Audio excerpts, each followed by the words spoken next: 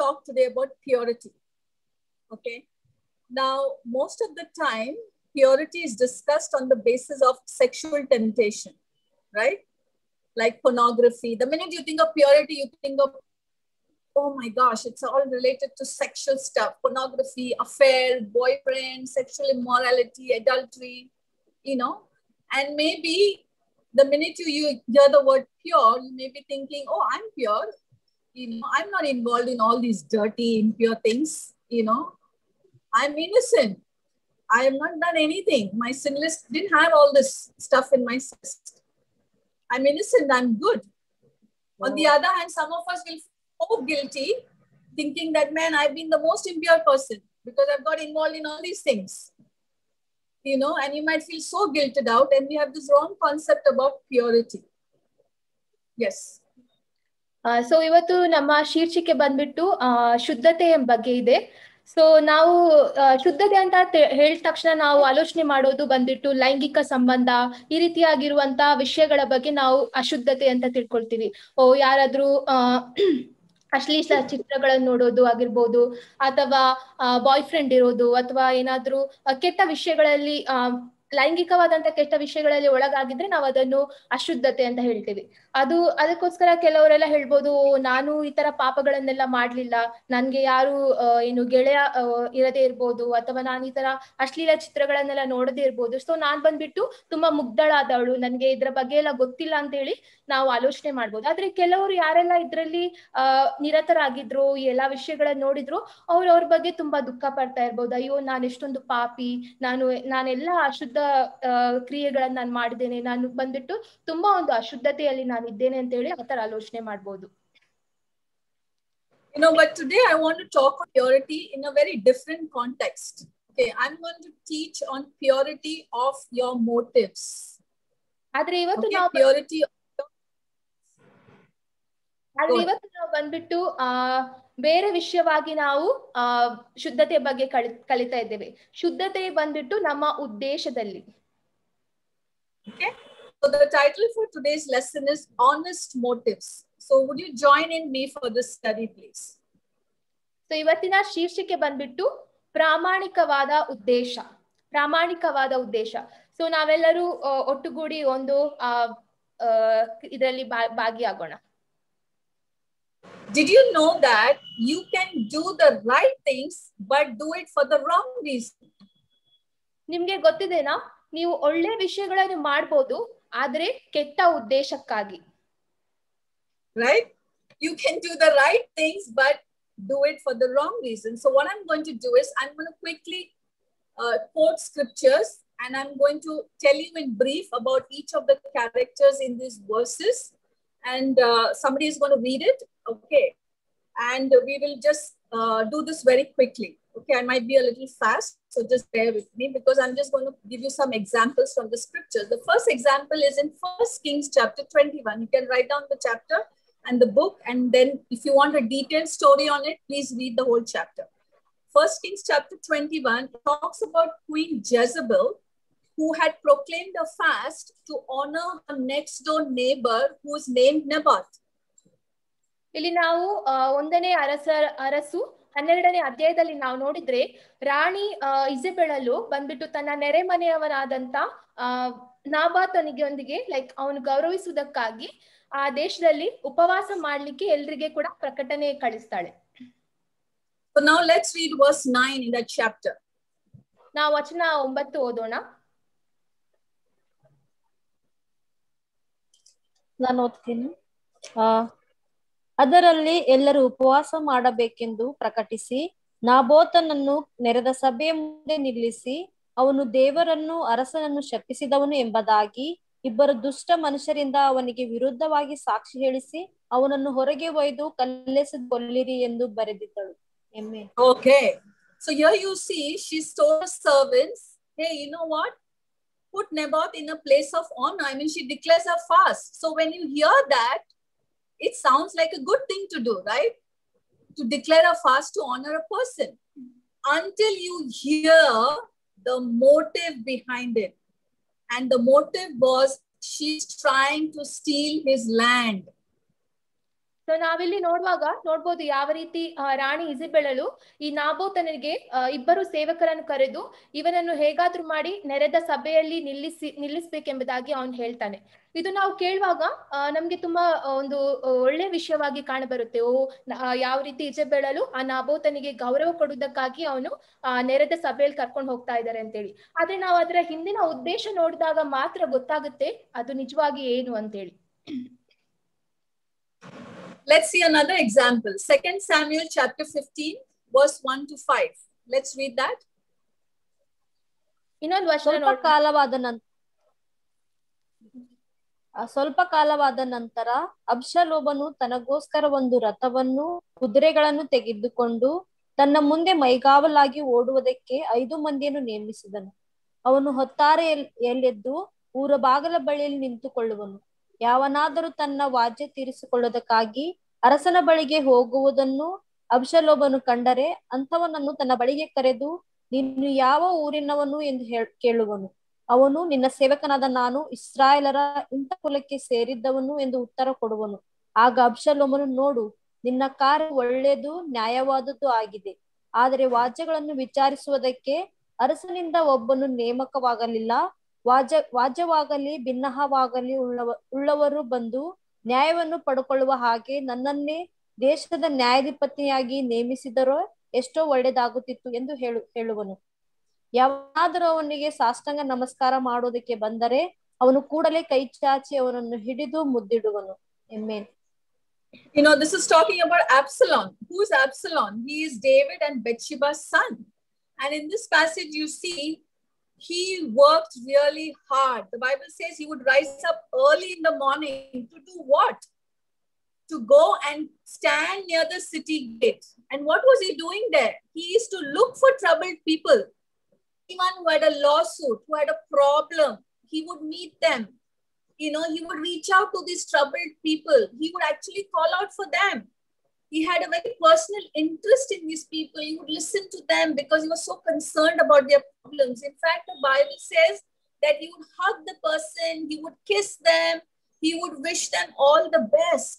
You know, Absalom sympathized with people, saying, you know what, your cause is good, it's right, I'm going to help you. If that's all you know about Absalom, it would sound like a good thing.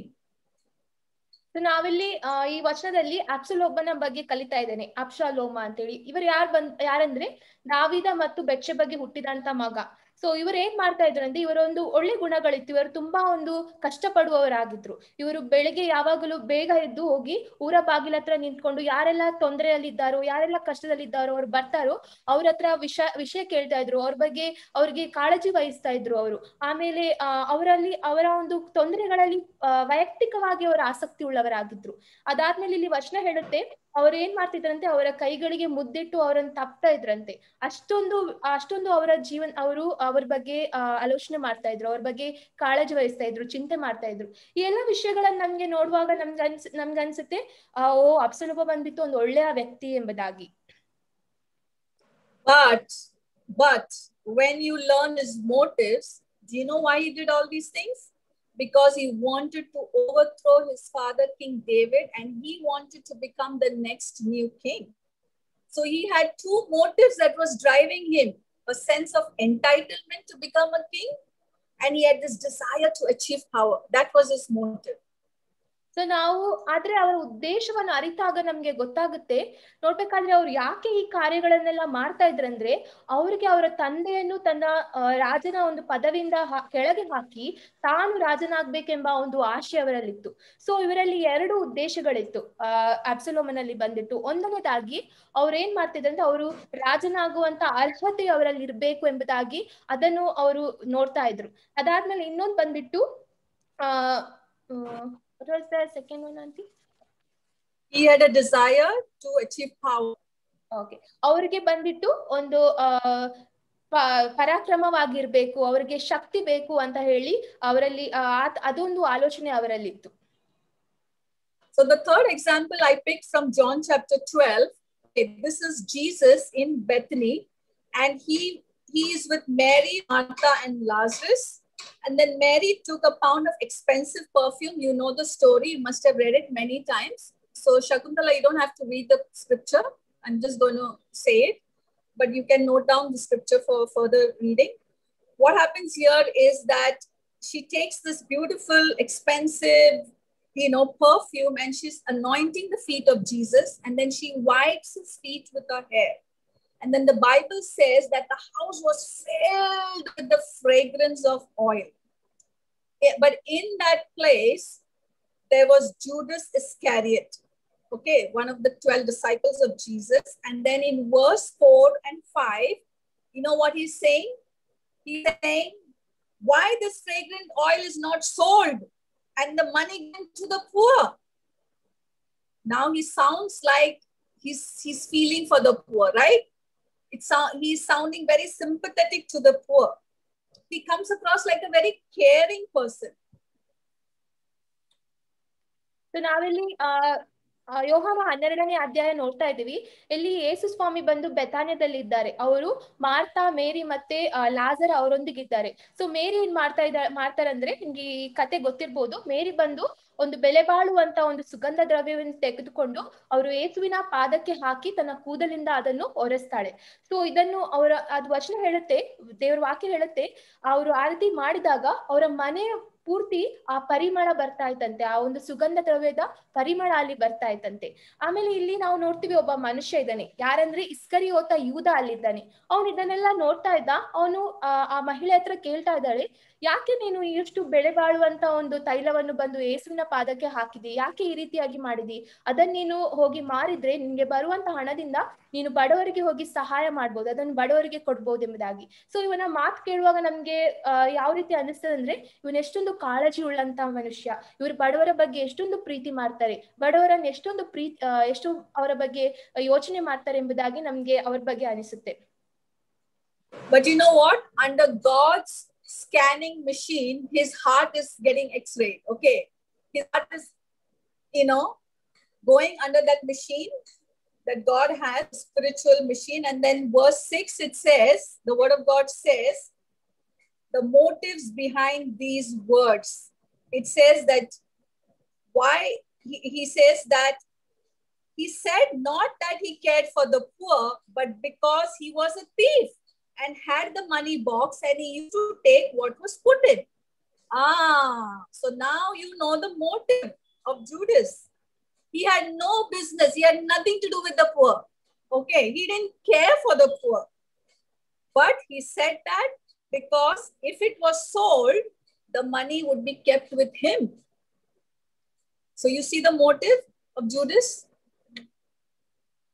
So ನಾವಿಲ್ಲಿ ನೋಡ್ತೀವಿ, ಯೂದನ ಒಂದು ಹೃದಯ ಬಂದ್ಬಿಟ್ಟು ಯೇಸುವಿನ scanning machine ಅಲ್ಲಿ ಅದರ x ray ಬರ್ತಾ ಇದೆ. ಎಕ್ಸ್ರೇ ಇಲ್ಲಿದೆ. ಏನಂದ್ರೆ ಆ ವಚನ 6ರಲ್ಲಿ ಹೇಳುತ್ತೆ ಯಾವ ರೀತಿ ಇಲ್ಲಿ ವಚನ ಹೇಳ್ತದೆ, ಅವರಿಗೆ ಬಂದ್ಬಿಟ್ಟು ಬಡವರ ಬಗ್ಗೆ ಯಾವುದೇ ಅಂತ ಚಿಂತೆ ಇರ್ಲಿಲ್ಲ, ಅವ್ರಿಗೆ ಬಡವರೊಂದಿಗೆ ಯಾವುದೇ ಅಂತ ವ್ಯವಹಾರ ಇರ್ಲಿಲ್ಲ. ಆದ್ರೆ ಅವ್ರು ಯಾಕೆ ಅಷ್ಟೊಂದು ಉತ್ಸುಕರಾಗಿದ್ರಂದ್ರೆ ಈ ಒಂದು ಹಣದ ಬಗ್ಗೆ, ಅವರಿಗೆ ಅಲ್ಲಿ ಬಡವರಿಗೆ ಹೋಗಿ ಬರುವಂತ ಹಣ ಎಲ್ಲ ಆ ಒಂದು ಚೀಲ ಇವ್ರ ಕೈಯಲ್ಲಿ ಇರ್ತಾ ಇತ್ತು. ಸೊ ಬಡವರಿಗೆ ಕೊಡುವಂತ ಹಣ ಇವರಿಗೆ ಬರ್ತಾ ಇತ್ತು. ಸೊ ಇಲ್ಲಿ ನಾವು ಅವರ ಹೃದಯ ಮತ್ತೆ ಅವರ ಉದ್ದೇಶವನ್ನು ನಾವು ನೋಡ್ತೀವಿ. Another example in 2 Samuel chapter 11. Okay, I'm not going to go into the details. You already know the story of David and Bathsheba and Uriah, okay, who was Bathsheba's husband and a soldier in David's military force. And when David found out that Bathsheba was pregnant, what David does, he says to the captain Joab, send Uriah home to me so he can give me a report of the battle. Now it sounds like a nice thing to do, right? Asking this guy to come back to give a report of the battle. And then you see in verse 6 and 7, after meeting Uriah, David is telling Uriah, you know what, you go home. You've been away in the war for a long time. Go home. But verse 8 and 9 says, Uriah doesn't go home. Now everything that David did, it seems to be very right thing to do, good thing to do. So under different circumstances, this would be an appropriate and normal, good thing to do. But sisters, you know very well, David's heart is not right over here. His motives are not honest.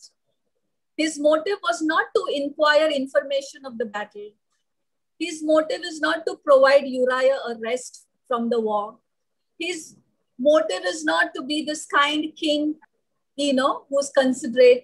In fact, his heart is dark and his motives is evil. And ultimately, it ends up in a murder. So ನಾವಿಲ್ಲಿ ನೋಡ್ತೇವೆ 2ನೇ ಸಮುವೇಲ 11ನೇ ಅಧ್ಯಾಯದಲ್ಲಿ ಯಾವ ರೀತಿ ಇಲ್ಲಿ ಉರಾಯನ ಬಗ್ಗೆ ಬರೆದಿದೆ. ಉರಾಯ ಅಂದ್ರೆ ನಿಮ್ಗೆ ಗೊತ್ತಿದೆ, ಇದು ಬಂದ್ಬಿಟ್ಟು ಬೆತ್ಷೆಬಳ ಗಂಡ. ಸೊ ಇವರು ಯುದ್ಧದಲ್ಲಿ ಇರ್ತಾರೆ. ಸೊ ಬೆತ್ಷೆಬ ಮತ್ತೆ ದಾವಿದನ ಅವರ ಮಧ್ಯೆ ಒಂದು ಲೈಂಗಿಕ ಸಂಬಂಧ ಆಗಿರುತ್ತೆ. ಸೊ ಅದಕ್ಕೋಸ್ಕರ ಅವ್ರು ಏನ್ ಮಾಡ್ತಾರೆ ಅಂದ್ರೆ ಉರಾಯಗೆ ವಾಪಸ್ ಕರ್ಕೊಂಡ್ ಬರ್ಲಿಕ್ಕೆ ಹೇಳ್ತಾರೆ. ಸೊ ನಾವಿಲ್ಲಿ ಅವರು ಏನು ಆ ಯುದ್ಧದಲ್ಲಿ ಏನ್ ಆಗ್ತಾ ಇದೆ, ಹೇಗಿದೆ ಎಂಬುದನ್ನ ವರದಿ ಕೊಡ್ಲಿಕ್ಕೋಸ್ಕರ ಅವರು ಉರಾಯಗೆ ಕರೀತಾ ಇದ್ದಾರೆ. ಸೊ ನಾವಿದು ನೋಡುವಾಗ ಒಬ್ಬ ರಾಜನಾಗಿ ದಾವಿದ ಒಂದು ಒಳ್ಳೆ ಕೆಲಸ ಮಾಡ್ತಾ ಇದ್ದಾನೆ. ಅವನು ಯುದ್ಧದ ಬಗ್ಗೆ ವರದಿ ತಗೊಳ್ತಾ ಇದ್ದಾನೆ. ಆದ್ರೆ ಅವನ ಉದ್ದೇಶ ಬಂದ್ಬಿಟ್ಟು ಅದು ಆಗಿರ್ಲಿಲ್ಲ. ಅವನಲ್ಲಿ ಕರೆದು ಅವನ್ಗೆ ಹೇಳ್ತಾನೆ, ನಿನ್ ಮನೆಗ್ ಹೋಗಿ ನೀನು ಏನು ನೀನ್ ಆಯಾಸ ಆಗಿರ್ವಿ, ನೀನ್ ಸ್ವಲ್ಪ ವಿಶ್ರಾಂತಿ ಪಡೆದ್ಕೋ ಅಂತೇಳಿ ಅವ್ನ ಮನೆಗ್ ಕಳಿಸ್ತಾನೆ. ಆದ್ರೆ ಉರಿಯ ಬಂದ್ರು ಅವರು ಹೋಗಲ್ಲ, ಅವರು ಮನೆಗ್ ಹೋಗಲ್ಲ. ಸೊ ಅಲ್ಲಿ ಬಂದ್ಬಿಟ್ಟು ದಾವಿದನ ಉದ್ದೇಶ, ಇವನು ಸೈನ್ಯದಲ್ಲಿದ್ದ, ಇವನು ಯುದ್ಧ ಭೂಮಿಯಲ್ಲಿದ್ದ, ಇವನಿಗೆ ವಿಶ್ರಾಂತಿ ಕೊಡೋಣ, ನಾನೊಂದು ಒಳ್ಳೆಯ ರಾಜನಾಗಿ ಇವನಿಗೆ ಇರೋಣ ಅಂತೇಳಿ ಆತರ ಅವನ ಉದ್ದೇಶ ಇರ್ಲಿಲ್ಲ. ಬದಲಾಗಿ ಅವನ ಉದ್ದೇಶ ಬೇರೆ ಆಗಿತ್ತು, ಅವನ ಹೃದಯದಲ್ಲಿ ಬೇರೆ ಆಗಿತ್ತು. ಅವನು ಪುನಃ ನಾವು ನೋಡ್ತೀವಿ, ಅವನ ಮನೆಗೆ ಹೋಗಿ ವಿಶ್ರಾಂತಿ ತಗೊಳ್ಳೋದಕ್ಕೆ ಉರಯನ್ಗೆ ಅವನು ಪುನಃ ಯುದ್ಧಕ್ಕೆ ಕಳಿಸ್ತಾನೆ. ಅಲ್ಲಿ ಬಂದ್ಬಿಟ್ಟು ಅವನು ಕೂಡ ಒಂದು ಸೈನಿಕನಾಗಿ ಉರಯಗೆ ಅಲ್ಲಿ ಹೋಗೋದು ಒಂದು ಅಗತ್ಯ ಇತ್ತು. ಯಾಕಂದ್ರೆ ಅವನ ಸೈನ್ಯ, ಅವನ ದೇಶವನ್ನು, ಅವನ ರಾಜ್ಯವನ್ನು ಕಾಪಾಡೋದು. ಆದ್ರೆ ಇಲ್ಲಿ ದಾವಿದ ಅದಕ್ಕೋಸ್ಕರ ಕಳಿಸ್ತಾ ಇಲ್ಲ, ಬದಲಾಗಿ ಅವನನ್ನು ಕೊಲೆ ಮಾಡೋದಕ್ಕೋಸ್ಕರ ಅಲ್ಲಿ ಕಳಿಸ್ತಾ ಇದ್ದಾರೆ. Let's read a very powerful scripture that talks about motives. Proverbs chapter 16 verse 2. And Shakuntala, you can read Proverbs 16 verse 2.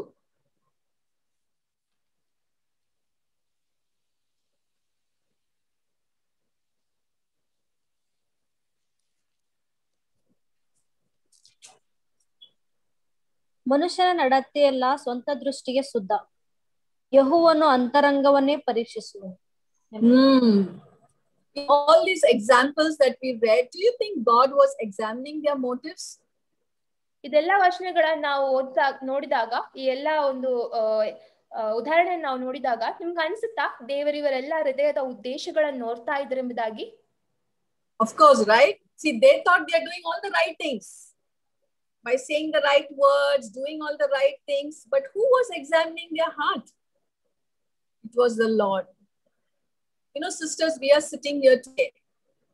Do you think God is examining your heart today? Do you think he's going to examine your heart tomorrow and the day after and every day of your life? Of course, he examines the heart, the motives. So now let's get more deeper. Okay. These are the examples. Now we are going to get deeper. Okay.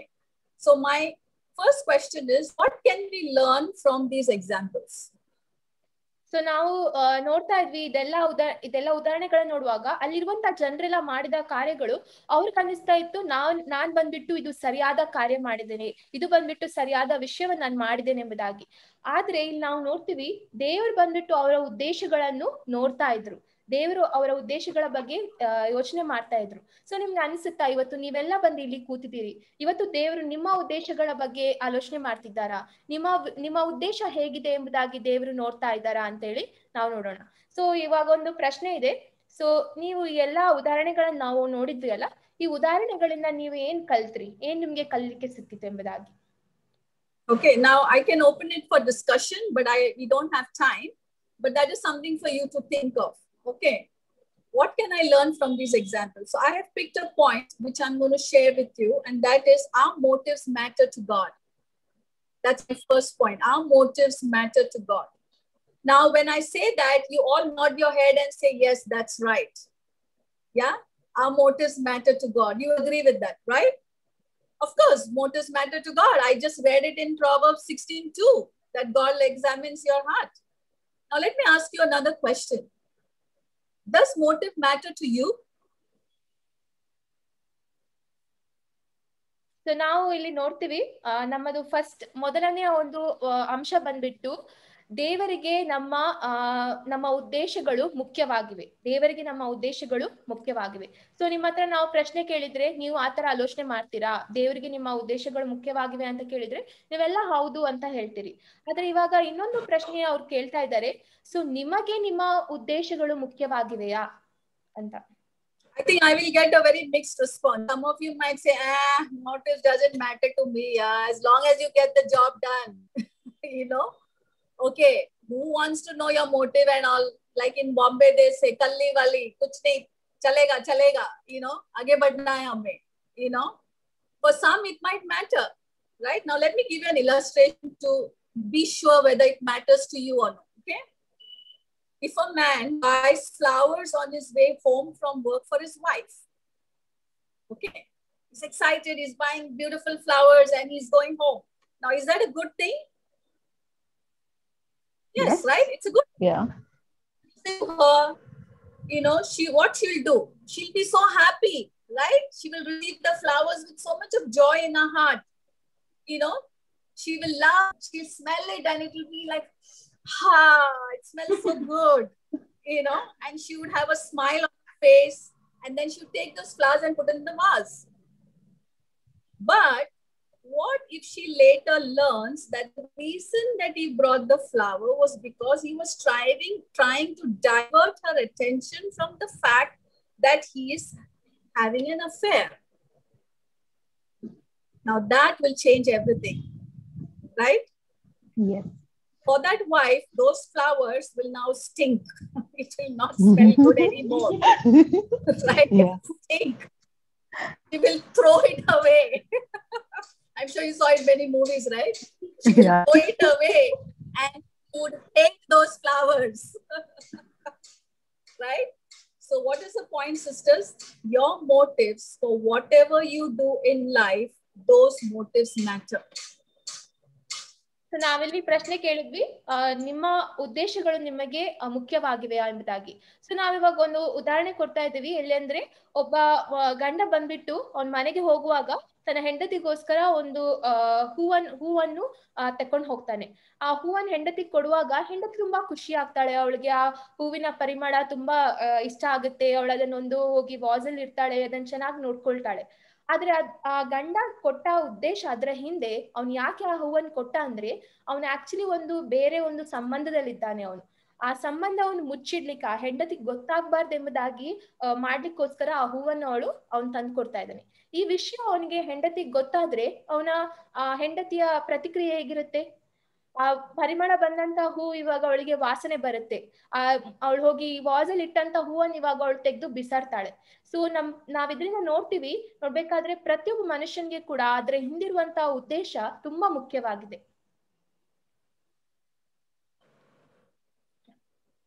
You know, sisters, you're all here in this meeting today, right? And I'm glad you are here this evening. But you know what? That's secondary, that you are here physically. It's secondary to why you are here. So ನಾವಿವತ್ತು, does that make sense?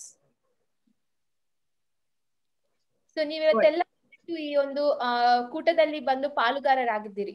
So ನೀವು ಇಲ್ಲಿ ಬಂದಿರೋದು, ಇಲ್ಲಿ ಕೂಟದಲ್ಲಿ ಪಾಲುಗಾರರಾಗಿರೋದು, ಅದು ಬಂದ್ಬಿಟ್ಟು ಎರಡನೇ ವಿಷಯ. ಅದು ಎರಡನೇ ವಿಷಯ. ಆದ್ರೆ ಮುಖ್ಯವಾದಂತ ವಿಷಯ ಯಾವ್ದಂದ್ರೆ, ನೀವು ಯಾಕೆ ಈ ಕೂಟದಲ್ಲಿ ಬಂದು ಪಾಲುಗಾರರಾಗಿದ್ದೀರಿ ಎಂಬುದು. Yake, I got that word. Yake nimma igada whatever. Okay, why are you over here? Okay, you know the definition of motive. Okay, you can translate briefly, Clarin. I'll go into the detail, but you give them in Kannada a very simple meaning. Motive is something that causes a person to act in a certain way, do a certain thing. Something such as a need or desire that causes a person to act. Another definition, it says motive as a reason for doing something, especially that is hidden or not obvious. So ಇಲ್ಲೇನ್ ಹೇಳುತ್ತಂದ್ರೆ ಉದ್ದೇಶ ಬಂದ್ಬಿಟ್ಟು ಒಂದು ಮನುಷ್ಯನಿಗೆ ಒಂದು ನಿರ್ದಿಷ್ಟ ರೀತಿಯಲ್ಲಿ ಒಂದು ಕೆಲಸ ಮಾಡ್ಲಿಕ್ಕೆ ಅದು ಕಾರಣವಾಗ್ತದೆ. ಅದೇ ರೀತಿಯಲ್ಲಿ ಆ ಮನುಷ್ಯನ ಒಂದು ಅಗತ್ಯ ಮತ್ತೆ ಒಂದು ಆಸೆ ಏನಿದೆಯೋ ಅದು ಪೂರ್ತಿ ಮಾಡ್ಲಿಕ್ಕೋಸ್ಕರ ಆ ಉದ್ದೇಶಗಳು ಅವರಲ್ಲಿ ಬರುತ್ತದೆ. ಅದಾದ್ಮೇಲೆ ಇನ್ನೊಂದು ನಾವು ನೋಡ್ತೀವಿ, ಯಾವ ವಿಷಯಗಳು ನಮ್ಗೆ ಮರೆಯಾಗಿವೆಯೋ, ಯಾವ ವಿಷಯಗಳು ನಮ್ಗೆ ಸ್ಪಷ್ಟವಾಗಿಲ್ಲವೋ ಆ ವಿಷಯಗಳ ಬಗ್ಗೆ ನಾವು ಏನು ಉದ್ದೇಶ ಹೊಂದ್ಲಿಕ್ಕೆ, ಆ ವಿಷಯಗಳ ಬಗ್ಗೆ ನಾವು ಕಾರಣ ಹುಡುಕುವಾಗ ಆ ಉದ್ದೇಶಗಳು ಬರುತ್ತೆ.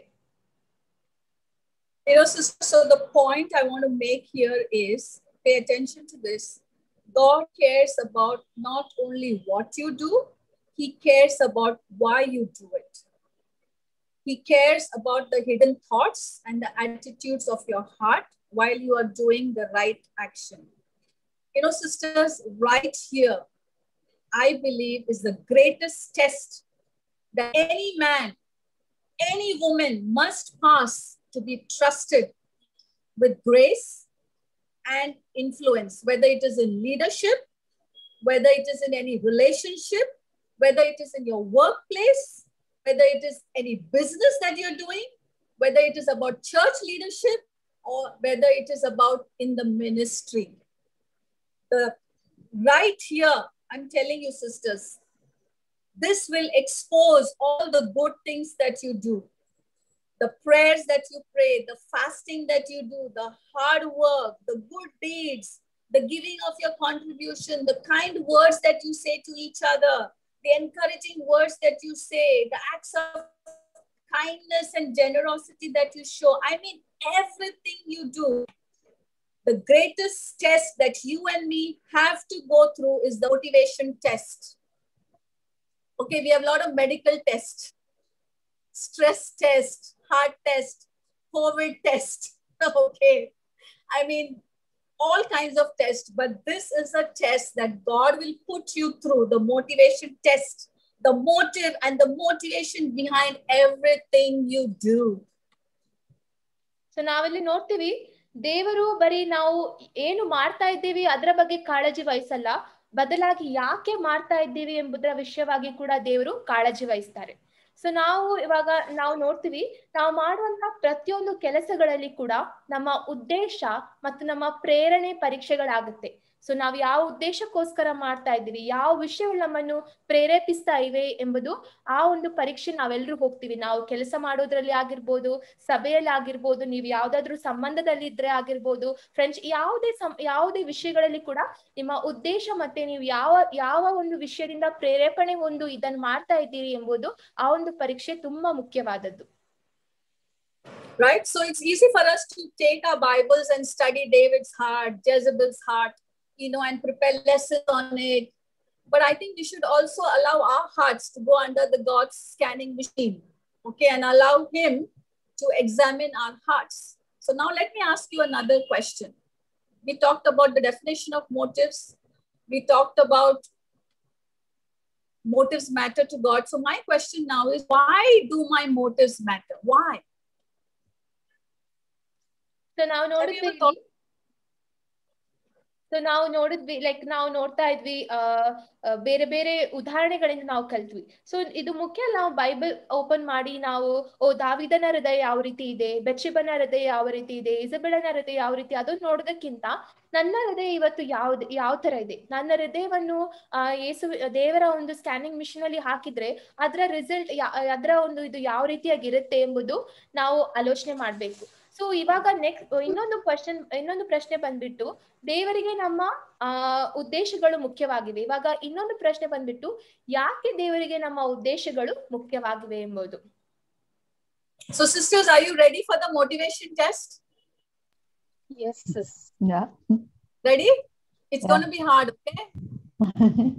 It's going to be painful. It's not easy like, okay, you just stand, you know, okay, I'm done. Great. No, it's not going to be easy. So get ready for the motivation test. Okay? Our motives matter because God cares more about who we are becoming than what we are achieving. You get that? Yeah. It matters because God cares more about who we are becoming than what we are achieving. So ನಾವಿಲ್ಲಿ ನೋಡಿದ್ವಿ like ಅವ್ರು ಕೇಳ್ತಾ ಇದ್ರು, ನೀವು ಈ ಒಂದು ಪ್ರೇರಣೆ ಉದ್ದೇಶ ಒಂದು ಪರೀಕ್ಷೆಗೆ ತಯಾರಿದ್ದೀರಾ ಅಂತ ಹೇಳಿ. ಯಾಕಂದ್ರೆ ನಮ್ಮ ಉದ್ದೇಶಗಳು ನಮ್ಮ ಯಾವ ಪ್ರೇರಣೆಯಿಂದ ನಾವು ಮಾಡ್ತಿದ್ದೀರಿ ಎಂಬುದು ನಮ್ಗೆ ತಿಳಿದಾಗ ನಮ್ಗೆ ತುಂಬಾ ದುಃಖ ಆಗುತ್ತೆ, ನಮ್ಗೆ ನೋವಾಗುತ್ತೆ, ನಮ್ಗೆ ತುಂಬಾ ಕಷ್ಟ ಆಗುತ್ತೆ ಅದನ್ನ ತಗೊಳ್ಳಿಕ್ಕೆ. ಓಕೆ, ಸೊ ಇವಾಗ ನಾವು ನೋಡ್ತಾ ಇದ್ದೀವಿ ಯಾಕೆ ದೇವರಿಗೆ ನಮ್ಮ ಒಂದು ಉದ್ದೇಶಗಳು ಮುಖ್ಯವಾಗಿದೆ ಎಂಬುದು. ಸೊ ದೇವರ ದೃಷ್ಟಿಯಲ್ಲಿ ನಾವು ಏನು ಕಾರ್ಯಗಳನ್ನ ನಾವು ಪಡ್ಕೊಳ್ತೀವೋ, ಏನು ಒಂದು ಸಾಧನೆಯನ್ನು ಮಾಡ್ತೀವೋ, ಅದಕ್ಕಿಂತ ಹೆಚ್ಚಾಗಿ ಇವತ್ತು ನಾವು ಯಾರಾಗಿದ್ದೀವಿ, ನಾನು ಯಾರಿದ್ದೇನೆ, ಅದು ದೇವರಿಗೆ ತುಂಬಾ ಮುಖ್ಯವಾದದ್ದು. Okay, we are not going to read the scripture, but please write it in your book. It's very important because of lack of time. Psalms chapter 26 verse 2. Psalms 26 verse 2, it says, "Test me, Lord, and try me." Okay, David is saying, please, I want to go through this motivation test. Try me, test me. Examine my heart and my mind. Wow. You know, the scripture says our motives are put to test. And what we do under that test will determine who we are and who we will become, sisters. That's why motives matter. So ನಾವು ಕೀರ್ತನೆಗಳಲ್ಲಿ ಇಲ್ಲಿ ದಾವಿದ ಬಂದ್ಬಿಟ್ಟು ದೇವರ ಹತ್ರ ಕೇಳ್ತಾ ಇದ್ದಾನೆ, ದೇವ್ರೆ ನನ್ನ ಉದ್ದೇಶಗಳು ಏನಿವೆ, ನನ್ನ ಹೃದಯದಲ್ಲಿ ಏನಿವೆ ಅದನ್ನು ಪರೀಕ್ಷೆ ಮಾಡು, ನನಗೆ ಹೇಳು, ನನಗೆ ಸಹಾಯ ಮಾಡು ಎಂಬುದಾಗಿ ಇಲ್ಲಿ ದಾವಿದ ಬಂದು ಕೇಳ್ತಾ ಇದ್ದಾರೆ. So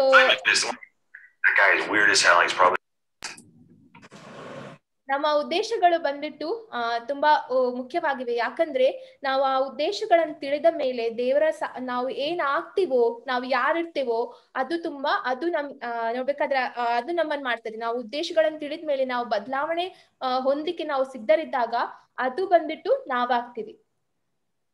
The second reason why motives matter is because bad motives leads to bad actions. So bad motives lead to action. ಎರಡನೇ ನಾವು ಅಂಶ ನೋಡ್ತಿದ್ದೇವೆ ಯಾಕೆ ನಮ್ಮ ಆಲೋಚನೆಗಳು ಮುಖ್ಯ ಎಂಬುದಾಗಿ. ಸೊ ಕೆಟ್ಟ ಆಲೋಚನೆಗಳು ಕೆಟ್ಟ ಕಾರ್ಯ ಮಾಡ್ಲಿಕ್ಕೆ ಕಾರಣವಾಗುತ್ತೆ. So how does this play out in our own lives? Let's do some test more, okay? The deeper test. How does this play? I'll give you the first example. Pride. Okay, your pride, bad motives lead to bad actions. So I'm relating that. Pride may ruin your relationship with God. Bad motive, bad action. Pride can destroy your relationship with God. The desire for approval, right? Sometimes we have mixed motives because we want approval from people. We want that attention from people. So the desire for approval can cause you to lie. Bad motives leads to bad actions. You know, a sense of entitlement. It will cause you to be unhappy, ungodly, and stressed out. You're not happy because you're always saying, I want that, right? Jealousy. Jealousy may lead you to become revengeful. Bad motives leading to bad action. Criticism, you know, maybe like the mainspring of a lot of hurt feelings and so many other things. So motives can create a lot of different scenarios. Bad motives will lead to bad actions. So ನಾವಿಲ್ಲಿ ನೋಡ್ತಾ ಇದ್ದೀವಿ ಯಾವ ರೀತಿ ಕೆಟ್ಟ ಉದ್ದೇಶಗಳು ಕೆಟ್ಟ ಕಾರ್ಯಗಳನ್ನು ಮಾಡ್ಲಿಕ್ಕೆ ಕಾರಣವಾಗ್ತಾ ಇದೆ ಎಂಬುದಾಗಿ. ಸೊ ಇದನ್ನ ಬಂದ್ಬಿಟ್ಟು ನಮ್ಮ ವೈಯಕ್ತಿಕ ಜೀವನದಿಂದ ನಾವು ನೋಡ್ಕೊಳ್ಳೋಣ. ಇಲ್ಲಿ ನಾವು ನೋಡ್ತಾ ಇದ್ದೀವಿ ಬಂದ್ಬಿಟ್ಟು ನಮ್ಮ ಮತ್ತೆ ದೇವರ ಸಂಬಂಧದಲ್ಲಿ ಈ ಜಂಬ ಬಂದಾಗ ಯಾವ ರೀತಿ ನಮ್ಮ ಒಂದು ಉದ್ದೇಶಗಳು ಕೆಟ್ಟದಾಗಿರುತ್ತೆ, ಅದರೊಟ್ಟಿಗೆ ನಮ್ಮ ಕಾರ್ಯಗಳು ಕೂಡ ಕೆಟ್ಟದಾಗಿರುತ್ತೆ. ಅದೇ ರೀತಿ ನಾವು ನೋಡ್ತೀವಿ, ನಾವು ಬೇರೆಯವ್ರ ನಮ್ಮನ್ನು ಸ್ವೀಕರಿಸ್ಬೇಕು, ಬೇರೆಯವ್ರು ನಮ್ಮನ್ನು ಸ್ವೀಕರಿಸ್ಬೇಕಂತ ಹೇಳಿ ಆಲೋಚನೆ ಬಂದಾಗ ನಾವು ಸುಳ್ಳು ಹೇಳುವಂತ ಸಾಧ್ಯತೆ ಇದೆ. ಅದೇ ರೀತಿಯಲ್ಲಿ ಹೊಟ್ಟೆ ಕಿಚ್ಚು ಆಗಿರ್ಬೋದು, ಅಥವಾ ಜನರು ನನ್ನನ್ನು ಗುರುತಿಸ್ಬೇಕು, ಈ ತರ ಎಲ್ಲ ಆ ವಿಷಯಗಳು ಬರುವಾಗ ನಮ್ಮ ಉದ್ದೇಶಗಳು ಇದೆಲ್ಲ ಬಂದ್ಬಿಟ್ಟು ತಪ್ಪಾದ ಕೆಟ್ಟ ಉದ್ದೇಶಗಳು. ಸೊ ಅದರ ಒಂದು ಇದಾಗಿ ಅದು ಏನಾಗುತ್ತೆ ಅಂದ್ರೆ ಕೆಟ್ಟ ಕಾರ್ಯಗಳನ್ನು ನಾವು ಮಾಡುವಂತ ಸಾಧ್ಯತೆ ಇದೆ.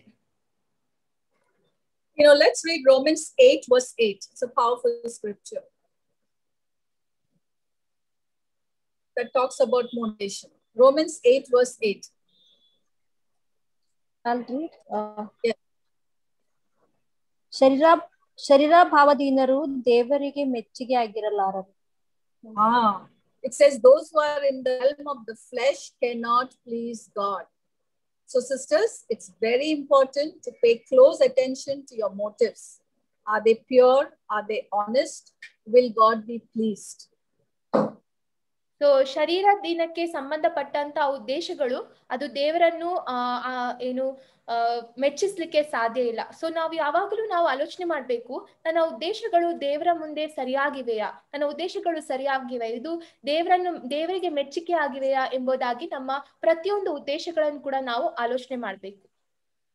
Okay, so we talked about why do my motives matter, and we found 2 reasons for it. Okay, because God cares more about who we are becoming than what we are achieving, and secondly, because bad motives lead to bad actions. Now let's go a little more deeper again and ask another question and reflect on our own hearts to evaluate your motives. So how do I evaluate my motives?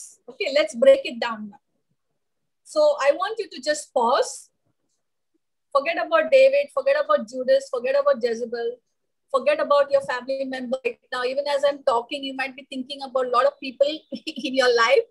Okay, oh, she did this and her motive was not right. Oh, that Leda, I can't believe she behaved like this and that's why she's suffering now and her motive was not good. Let's forget about everybody, okay? Pause and examine your own heart. Examine your own motives, and I'm going to shoot out some questions to you for you to evaluate your own heart. Ready? ನಾವಿಲ್ಲಿ ನೋಡ್ತಾ ಇದೀವಿ, ನಾವು ಮೊದಲನೇ ಪ್ರಶ್ನೆ ನಾವು ಕೇಳಿದ್ವಿ, ಯಾಕೆ ನಮ್ಮ ಉದ್ದೇಶಗಳು ಮುಖ್ಯವಾಗಿವೆ, ದೇವರಿಗೆ ಮುಖ್ಯವಾಗಿದೆ ಎಂಬುದಾಗಿ. ಸೊ ನಾವು ಮೊದಲನೇ ಅಂಶ ನಾವು ನೋಡಿದ್ವಿ, ಯಾವ ರೀತಿ ದೇವರಿಗೆ ನಾವು ಏನು ಸಾಧನೆ ಮಾಡ್ತಿದ್ದೇವೋ ಅದಕ್ಕಿಂತ ನಾವು ಯಾರಿದ್ದೀವೋ ಅದು ತುಂಬಾ ಮುಖ್ಯವಾಗಿದೆ ಎಂಬುದು. ಮತ್ತೆ ಇನ್ನೊಂದು ನಾವು ನೋಡಿದ್ವಿ, ಯಾವ ರೀತಿ ಕೆಟ್ಟ ಉದ್ದೇಶಗಳು ಕೆಟ್ಟ ಒಂದು ಕಾರ್ಯಗಳನ್ನು ಮಾಡ್ಲಿಕ್ಕೆ ಕಾರಣವಾಗ್ತದೆ ಎಂಬುದನ್ನು ನಾವು ನೋಡಿದ್ವಿ. ಇವಾಗ ನಾವು ಬೇರೆಯವರ ಬೇರೆ ಉದಾಹರಣೆ ಎಲ್ಲ ನಾವು ನೋಡಿದ್ವಿ. ಇವಾಗ ಸ್ವಲ್ಪ ನಮ್ಮಲ್ಲಿ ಪ್ರಶ್ನೆಗಳಿವೆ. ಸೊ ನೀವೇನ್ ಮಾಡ್ಬೇಕಂದ್ರೆ ಈ ಸಮಯದಲ್ಲಿ ಎಲ್ಲ ಬೇರೆ ವಿಷಯಗಳನ್ನೆಲ್ಲ ನೀವು ಬಿಟ್ಟು, ಬೇರೆಯವರ ಬಗ್ಗೆ ಯೋಚನೆ ಮಾಡ್ತದೆಲ್ಲ ಬಿಟ್ಟು ನಿಮ್ಮ ಹೃದಯವನ್ನು ನೀವು ಪರೀಕ್ಷೆ ಮಾಡ್ಬೇಕು.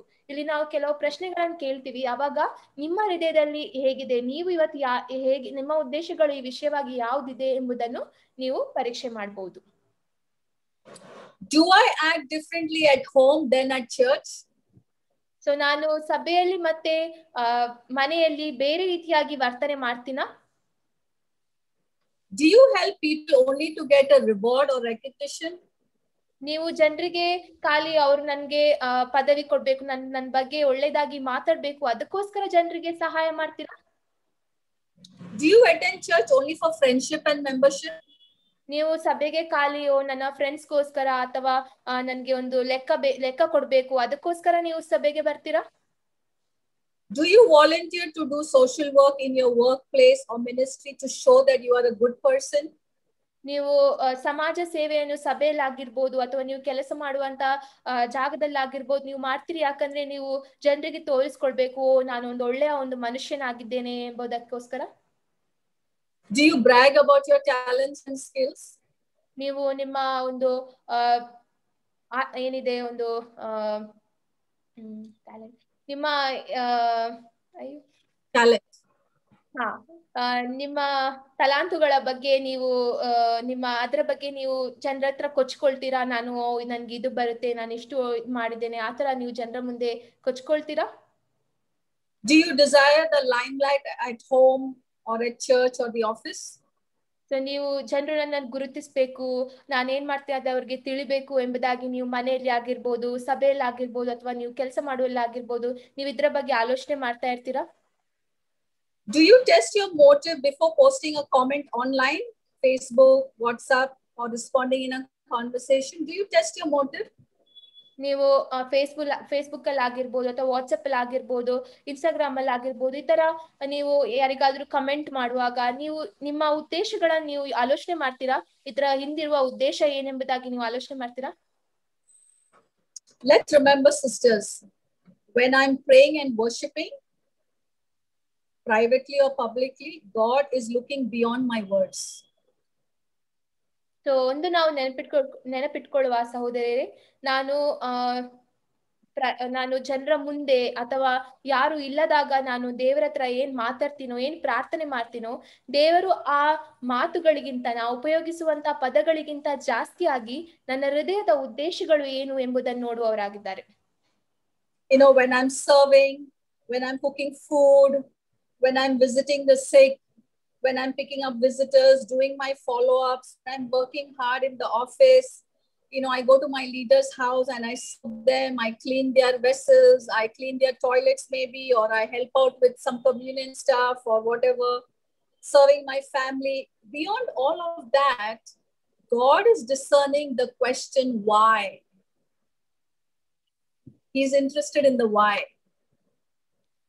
ಸೊ ನಾವು ನೋಡ್ತೀವಿ ಇಲ್ಲಿ, ನಾವು ಬೇರೆ ಕಡೆ ಹೋಗಿ ಸೇವೆ ಮಾಡ್ಬೋದು, ಅಥವಾ ನಾವು ಚರ್ಚ್ಗೆ ಹೋಗಿ ಬೇರೆ ಸಹೋದರರಿಗೆ, ಫ್ರೆಂಡ್ಸಿಗೆ ಹೋಗಿ ನೀವು ಅವ್ರಿಗೆ ದೇವ್ರ ವಾಕ್ಯ ಹೇಳ್ಕೊಡ್ಬೋದು, ಅವ್ರಿಗೆ ಸಭೆಗೆ ಕರ್ಕೊಂಡ್ ಬರ್ಲಿಕ್ಕೆ ಸಂಡೇ ಅವ್ರ ಮನೆಗೆ ಹೋಗಿ ನೀವು ಕರ್ಕೊಂಡ್ ಬರ್ಬೋದು, ಬೇರೆ ಲೀಡರ್ಸ್ನವರ ಮನೆಗೆ ಹೋಗಿ ನೀವು ಅವರ ಮನೆಯಲ್ಲಿ ಕೆಲಸ ಮಾಡ್ಬೋದು, ಅಥವಾ ಆಫೀಸ್ನಲ್ಲಿ ಹೋಗಿ ಆಫೀಸಲ್ಲಿ ಇರುವಂತ ರೀತಿ, ಇದೆಲ್ಲ ನೋಡುವಾಗ ನೀವು ಅಲ್ಲೆಲ್ಲ ಮಾಡುವಂತ ಕೆಲಸ, ಅದರಲ್ಲೆಲ್ಲ ನೀವು ಯೋಚನೆ ಮಾಡ್ಬೇಕು, ಇದು ನಾನು ಯಾಕೆ ಮಾಡ್ತಾ ಇದ್ದೀನಿ, ಯಾಕೆ ಎಂಬ ಪ್ರಶ್ನೆ ನಿಮ್ಮಲ್ಲಿ ಯಾವಾಗ್ಲೂ ಬರ್ಬೇಕು. Sisters, what are some wrong motives that we have? I'm sure you know it, right? What are some wrong motives? Why we do certain things? And I'll just list out a few. Some of the wrong motives we do is we serve to impress or please people. You know why? Because we want people to notice us. That's why we serve. Because we want them to see us, so that we might get some leadership position or some authority, so that people will know that you have an important role, maybe in your office or maybe in your neighborhood or even in the church. And then what happens if they're serving with these wrong motives? These individuals, often they become frustrated. They serve and they get frustrated and upset when they are not properly recognized or thanked by others to serve them. They just stop serving. Forget it, I'm not going to serve anymore. That was a wrong motive there.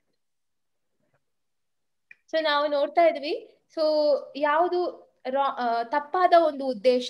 So ತಪ್ಪಾದ ಒಂದು ಉದ್ದೇಶ ಯಾವ್ದಂದ್ರೆ, ಇವಾಗ ಅವ್ರು ಹೇಳ್ತಾ ಇದ್ದಾರೆ ಏನಂದ್ರೆ, ನಾವು ಏನಾದ್ರೂ ಒಂದು ಕೆಲಸ ಮಾಡ್ತಾ ಇದ್ವಿ, ಯಾರಿಗಾದ್ರೂ ಸಹಾಯ ಮಾಡ್ತಾ ಇದ್ವಿ, ಸಭೆಯಲ್ಲಿ ಆಗಿರ್ಬೋದು ಅಥವಾ ನೀವು ಕೆಲಸದಲ್ಲಿ ಆಗಿರ್ಬೋದು, ಬೇರೆ ಕಡೆಯಲ್ಲೆಲ್ಲ ನೀವು ಒಳ್ಳೆ ಒಂದು ಕೆಲಸ ಮಾಡ್ತಾ ಇದ್ದೀರಿ. ಯಾಕೋಸ್ಕರ? ಜನರು ನಿಮ್ಮನ್ನು ಗುರುತಿಸ್ಬೇಕಂತನ, ಜನರು ನಿಮ್ ಬಗ್ಗೆ ಒಳ್ಳೇದಾಗಿ ಮಾತಾಡ್ಬೇಕು, ನಿಮ್ಮನ್ನು ನಾಯಕನನ್ನಾಗಿ ಮಾಡ್ಬೇಕು, ನಿಮ್ಗೊಂದು ಒಳ್ಳೆ ಅಧಿಕಾರ ಕೊಡ್ಬೇಕು, ಅದಕ್ಕೋಸ್ಕರ ಈ ವಿಷಯಗಳನ್ನ ನೀವು ಮಾಡ್ತಾ ಇದ್ದೀರಾ? ಅದ್ರ ಹಿಂದಿರುವಂತಹ ಉದ್ದೇಶ ಇದೆಯಾ? ಅಥವಾ ನೀವು ಯಾವಾಗ ಜನರು ನಿಮ್ಮನ್ನು ಗುರುತಿಸೋದಿಲ್ವೋ, ನಿಮಗೆ ಬಂದು ಥ್ಯಾಂಕ್ ಯು ಅಂತ ಹೇಳಲ್ವೋ, ನಿಮ್ಮ ಕೆಲಸಕ್ಕೆ ಅವರು ಬೆಲೆ ಕೊಡಲ್ವೋ, ಅವಾಗ ನಿಮ್ಮ ಹೃದಯ ಯಾವ ರೀತಿ ಇರುತ್ತೆ? ಅದಕ್ಕೆ ನಿಮ್ಮ ಪ್ರತಿಕ್ರಿಯೆ ಹೇಗಿರುತ್ತೆ? Sometimes serving in order to make ourselves worthy enough to God, and I struggled with this. Okay, people serve because they believe that they have to continue to earn God's forgiveness and acceptance. So they think if I stop serving, then God is going to stop loving me. ನಾವು ನೋಡ್ತೀವಿ, ಇನ್ನೊಂದು ಉದಾಹರಣೆಯನ್ನು ಹೇಳ್ತಾ ಇದ್ದಾರೆ. ಯಾವ ರೀತಿ ಒಂದು ಕೆಟ್ಟ ಉದ್ದೇಶ ಬಂದ್ಬಿಟ್ಟು, ನಾನು ಸೇವೆ ಮಾಡ್ಬೇಕು, ನಾನು ದೇವರ ರಾಜ್ಯದಲ್ಲಿ ಸೇವೆ ಮಾಡ್ಬೇಕು, ಯಾಕಂದ್ರೆ ನಾನು ದೇವರ ಕಣ್ಣಿನಲ್ಲಿ ನಾನು ಯೋಗ್ಯಳಾಗಿರ್ಬೇಕು, ದೇವರ ದೃಷ್ಟಿಗೆ ನಾನು ಯೋಗ್ಯಳಾಗಿರ್ಬೇಕು. ಒಂದ್ ವೇಳೆ ನಾನು ಸೇವೆ ಮಾಡ್ಲಿಲ್ಲ ಅಂದ್ರೆ ದೇವ್ರು ನನ್ಗೆ ಆಶೀರ್ವಾದ ಮಾಡಲ್ಲ, ದೇವ್ರು ನನ್ನನ್ನು ಕ್ಷಮಿಸಲ್ಲ. ಸೊ ದೇವ್ರ ಎದುರು ನಿಲ್ಲಿಕ್ಕೆ, ಅವರ ಆಶೀರ್ವಾದ, ಅವರ ಒಂದು ಫಾರ್ಗಿವ್ನೆಸ್ ಅನ್ನು ನಾವು ತಕ್ಕೋಬೇಕಾದ್ರೆ ನಾನು ಯಾವಾಗ್ಲೂ ನಾನು ಸೇವೆ ಮಾಡ್ತಾ ಇರ್ಬೇಕು ಎಂಬುದಾಗಿ ನಾವು ಇದೊಂದು ಕೆಟ್ಟ ಒಂದು ತಪ್ಪಾದ ಒಂದು ಉದ್ದೇಶವನ್ನು ನಾವು ಹೊಂದ್ತೀವಿ. Another thing, now I don't know if some of you might struggle with this a lot. Sometimes people serve because they believe that Jesus and his church needs me. Okay, church needs me, Jesus needs me. Certain people feel that they are responsible to carry out a particular ministry and make sure that it is going well, because they believe that they are needed by the church. But you know what? That's a big mistake. It's a wrong thinking. So ನಾವು ಇನ್ನೊಂದು ನೋಡ್ತೀವಿ, ಇಲ್ಲಿ ಇನ್ನೊಂದು ಕೆಟ್ಟ ಉದ್ದೇಶ ಬಂದ್ಬಿಟ್ಟು, ನಾವು ಕೆಲವೊಂದ್ಸತಿ ಜಾಸ್ತಿಯಾಗಿ ಜನರು ಯೋಚನೆ ಮಾಡ್ತಾರೆ ಏನಂದ್ರೆ, ನನಗೆ ಸಭೆಗೆ ಮತ್ತು ದೇವರ ರಾಜ್ಯಕ್ಕೆ ಬಂದ್ಬಿಟ್ಟು ನನ್ನ ಅಗತ್ಯವಿದೆ. ಸೊ ನಾನು ಈ ಕೆಲಸ ಮಾಡ್ಲಿಲ್ಲ ಅಂದ್ರೆ ಆಗಲ್ಲ. ಸೊ ನನ್ನ ಅಗತ್ಯ ಆ ಸಭೆಗೋಸ್ಕರ ಇದೆ, ಸೊ ನಾನು ಅದಕ್ಕೋಸ್ಕರ ಸೇವೆ ಮಾಡ್ತೇನೆ ಎಂಬುದಾಗಿ. ಸೊ ಇದು ಬಂದ್ಬಿಟ್ಟು ನಮ್ದು ಕೆಟ್ಟದಾದಂತ ಒಂದು ಮತ್ತು ತಪ್ಪಾದಂತ ಒಂದು ಉದ್ದೇಶ, ತಪ್ಪಾದಂತ ಒಂದು ಕಲ್ಪನೆ. ಆ ರೀತಿಯಾಗಿ ಆಲೋಚನೆ ಮಾಡೋದು, ನಾನು ದೇವ್ರ ರಾಜ್ಯಕ್ಕೆ ನಾನು ಮುಖ್ಯ ಇದ್ದೇನೆ, ನನ್ನಿಂದಲೇ ಆಗೋದು ಎಂಬುದಾಗಿ ಆಲೋಚನೆ ಮಾಡೋದು ತಪ್ಪು. You know, they feel that everything is going to fall apart if they don't serve. The church is going to fall apart if they don't serve. So ಅವ್ರು ಎನಿಸ್ತಾರೆ. So sorry, the truth is that every person is in a position, who's in a position of serving, is replaceable. God can replace you anytime. Okay, he doesn't need you. We need him. Okay, he doesn't need your service. That's why Acts says he's not served by human hands, because he is God. So understand that you are replaceable. I am replaceable. God can take me out and put anybody in my place. Yes, now Christ accomplishes things through the disciples, but he isn't dependent on us. So get your motives right when you serve. So ನಾವು ಈ ತರ ಜನರು ಅವ್ರು ಯೋಚನೆ ಮಾಡ್ತಾರೆ, ನಾನು ಸೇವೆ ಮಾಡ್ಲಿಲ್ಲ, ನನ್ನ ಕೆಲಸ ಮಾಡ್ಲಿಲ್ಲ ಅಂದ್ರೆ ಸಭೆ ಬಿದ್ದು ಹೋಗುವಂತ ಸಾಧ್ಯತೆ ಇದೆ ಎಂಬುದಾಗಿ. ಆದ್ರೆ ನಾವು ಒಂದು ಆಲೋಚನೆ ಮಾಡ್ಬೇಕು, ಏನಂದ್ರೆ ದೇವರಿಗೆ ನಮ್ಮ ಅವಶ್ಯಕತೆ ಇಲ್ಲ. ನಾವು ಪ್ರತಿಯೊಬ್ರು ಕೂಡ ದೇವರು ನಮ್ಮನ್ನು ಬದಲಾವಣೆ ಮಾಡ್ಬೋದು, ನಮ್ಮ ಬದಲಾಗಿ ಬೇರೆ ಯಾರನ್ನಾದ್ರೂ ನಮ್ಮ ಸ್ಥಳದಲ್ಲಿ ಹಾಕ್ಬಹುದು. ಆದ್ರೆ ನಮ್ಗೆ ದೇವರ ಅಗತ್ಯ ಇದೆ. ಸೊ ನಾವು ದೇವರ ಹತ್ರ ಹೋಗ್ಬೇಕು. ಸೊ ಹೌದು, ದೇವ್ರು ನಮ್ಮನ್ನು ಉಪಯೋಗ ಮಾಡ್ತಾರೆ, ಅವರ ರಾಜ್ಯಕ್ಕೋಸ್ಕರ, ಅವರ ಕೆಲಸಕ್ಕೋಸ್ಕರ, ಸೇವೆಗೋಸ್ಕರ ಅವ್ರು ನಮ್ಮನ್ನು ಉಪಯೋಗ ಮಾಡ್ತಾರೆ. ಆದ್ರೆ ದೇವ್ರು ನಮ್ಮ ಮೇಲೆ ಅವಲಂಬಿತರಾಗಿಲ್ಲ. ದೇವ್ರು ಯಾರನ್ನ ಬೇಕಾದ್ರೂ ಉಪಯೋಗ ಮಾಡ್ಬೋದು ಅವರ ಒಂದು ಸೇವೆಗೋಸ್ಕರ. ಸೊ ಇದು ಬಂದ್ಬಿಟ್ಟು ಒಂದು ತಪ್ಪಾದ ಉದ್ದೇಶ ಸೇವೆ ಮಾಡೋದ್ರ ಹಿಂದೆ.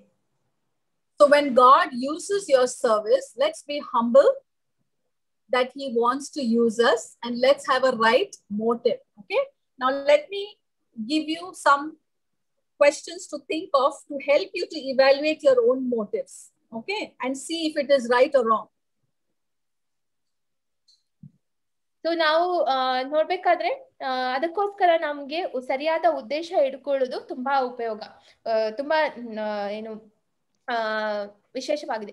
ಸೊ ನಾವಿಲ್ಲಿ ನೋಡ್ತೀವಿ ಕೆಲವು ಪ್ರಶ್ನೆಗಳಿವೆ. ಸೊ ಇದರಿಂದ ನಾವು ನೋಡೋಣ, ಸೊ ಯಾವ ರೀತಿ ನಮ್ಮ ಉದ್ದೇಶಗಳನ್ನ ನಾವು ತಿಳ್ಕೊಳ್ಬಹುದು, ಯಾವ ರೀತಿ ಪರೀಕ್ಷೆ ಮಾಡ್ಬೋದು ಎಂಬುದಾಗಿ. I want you to write the answer for these questions in your book. Just quickly, okay? You don't have to think. You can just write and then evaluate yourself. Number 1, if no one ever knows what I'm doing, like I'm giving financial help, or I'm serving, or I'm sacrificing, if no one ever knows what I'm doing, would I still do it? Yes or no? So ನಮ್ದು ಮೊದಲನೇ ಪ್ರಶ್ನೆ, ನೀವು ಏನು ಪ್ರಶ್ನೆಗಳಿವೆಯೋ ಅದಕ್ಕೆ ನೀವು ಉತ್ತರ ನಿಮ್ಮ ಪುಸ್ತಕದಲ್ಲಿ ಬರಿಬಹುದು. ಇವಾಗ್ಲೇ ಏನು ಸಮಯ ತಕ್ಕೋಬೇಕಂತಿಲ್ಲ, ನೀವು ಜಸ್ಟ್ ಬರೀರಿ. ಸೊ ಇವರ ಮೊದಲ ಪ್ರಶ್ನೆ ಬಂದ್ಬಿಟ್ಟು ಅವ್ರು ಕೇಳ್ತಾ ಇದ್ದಾರೆ, ಇವತ್ತು ಸಭೆಯಲ್ಲಿ ಅಥವಾ ನೀವಿರೋ ಯಾವುದೇ ಸ್ಥಳದಲ್ಲಿ ಆಗಿರ್ಬೋದು, ನೀವು ಏನ್ ಮಾಡ್ತಾ ಇದ್ದೀರಿ, ಏನ್ ಸೇವೆ ಮಾಡ್ತಿದ್ದೀರಿ ಅಂತ ಜನರು ಕಂಡುಕೊಳ್ಳದಿದ್ರೆ, ಅದಕ್ಕೆ ಬೆಲೆ ಕೊಡದಿದ್ರೆ, ಅದನ್ನು ಗುರುತಿಸದಿದ್ರೆ, ನೀವು ಆ ಸೇವೆಗಳನ್ನು ಇನ್ನೂ ಮಾಡ್ಲಿಕ್ಕೆ ನೀವು ಇಷ್ಟಪಡ್ತೀರಾ? ಅದನ್ನು ನೀವು ಮುಂದೆ ಮಾಡ್ತೀರಾ ಅದನ್ನು ಸೇವೆಗಳನ್ನು? If there was no visible payoff for doing good deeds, whatever I'm doing, if there was no reward, would I still do it? ನಿಮ್ಗೆ ನೀವು ಮಾಡಿದಂತ ಕೆಲಸಕ್ಕೆ ಯಾರು ನಿಮ್ಗೆ ಬಂದು ಪ್ರಶಸ್ತಿ ಕೊಡ್ಲಿಲ್ಲ, ನಿಮ್ಗೆ ಕಾಣುವಂತ ಏನೊಂದು ಉಡುಗೊರೆ ನಿಮ್ಗೆ ಕೊಡ್ಲಿಲ್ಲ ನೀವು ಮಾಡಿದಂತ ಕೆಲಸಕ್ಕಾದ್ರೆ, ನೀವು ಅದನ್ನು ಮತ್ತೆ ಮಾಡ್ಲಿಕ್ಕೆ ನೀವು ಇಷ್ಟಪಡ್ತೀರಾ? Would I joyfully take a lesser position if God asked me? So ನೀವು ಸಭೆಯಲ್ಲಿ ಆಗಿರ್ಬೋದು ಅಥವಾ ಎಲ್ಲೂ ಆಗಿರ್ಬೋದು, ನಿಮ್ಗೆ ಒಂದು ಕೆಳಮಟ್ಟದ ಒಂದು ಏನಾದ್ರೂ ಒಂದು ಕರ್ತವ್ಯವನ್ನು ಕೊಟ್ಟಾಗ ನೀವು ಅದನ್ನ ಮಾಡ್ಲಿಕ್ಕೆ ನೀವು ಸಿದ್ಧರಾಗಿದ್ದೀರಾ? If others misunderstand or criticize my actions, will I stop? ಯಾರಾದ್ರೂ ನಿಮ್ಮನ್ನ ತಪ್ಪಾಗಿ ತಿಳ್ಕೊಂಡಾಗ, ನಿಮ್ಮ ವಿಷಯವಾಗಿ ತಪ್ಪಾಗಿ ಆಲೋಚನೆ ಮಾಡಿದಾಗ, ನೀವು ಪುನಃ ಅದನ್ನು ನೀವು ಆ ಒಂದು ಸೇವೆ ಮಾಡೋದ್ರಲ್ಲಿ ನಿರತರಾಗಿರ್ತೀರಾ? If I had to suffer for continuing what God has called me to do, would I continue? ನಿಮ್ಗೆ ಏನು ನೀವು ಈಗ ಕೆಲಸ ಮಾಡ್ತಿದ್ದೀರಾ ಅದಕ್ಕೋಸ್ಕರ ನಿಮ್ಗೆ ತುಂಬಾ ಪ್ರಯಾಸ ಪಡ್ಬೇಕಾಗುತ್ತೆ, ನಿಮ್ಗೆ ತುಂಬಾ ಕಷ್ಟ ಪಡ್ಬೇಕಾಗ್ತಾ ಇದೆ. ಅಂತ ಒಂದು ವಿಷಯದಲ್ಲಿ ಕೂಡ ನೀವು ಆ ಒಂದು ಕೆಲಸವನ್ನ ಮಾಡೋದ್ರಲ್ಲಿ ನೀವು ನಿರತರಾಗಿರ್ತೀರಾ? If those whom I am serving never show gratitude or repay me in any way, will I still do it? So ನೀವು ಯಾರಿಗೋಸ್ಕರ ಸೇವೆ ಮಾಡ್ತಿದ್ದೀರೋ ಅವರು ನಿಮಗೆ ಕೃತಜ್ಞತರಾಗಿಲ್ಲ, ನಿಮಗೆ ಒಂದು ಉಪಕಾರ ಸ್ತುತಿ ಮಾಡ್ತಾ ಇಲ್ಲ ಅಂದ್ರೆ ನೀವು ಅವರಿಗೆ ಸೇವೆ ಮಾಡ್ಲಿಕ್ಕೆ ನೀವು ಸಿದ್ಧರಿದ್ದೀರಾ? You know, sisters, motivation becomes an issue when we are not honest with ourselves about why we are doing things. ಉದ್ದೇಶ ಬಂದ್ಬಿಟ್ಟು ಒಂದು ವಿಷಯವಾಗುತ್ತೆ, ಒಂದು ಕಷ್ಟವಾದಂತ ವಿಷಯವಾಗುತ್ತೆ ಯಾವಾಗ ನಾವು ಏನ್ ಮಾಡ್ತಾ ಇದ್ದೀವಿ, ಯಾಕೆ ಮಾಡ್ತಿದ್ದೀವಿ ಎಂಬುದು ನಮ್ಗೆ ತಿಳಿದಿರಲ್ವೋ ಅವಾಗ. So sisters, what's the solution? Is there hope? If we have a wrong motive, how can we change?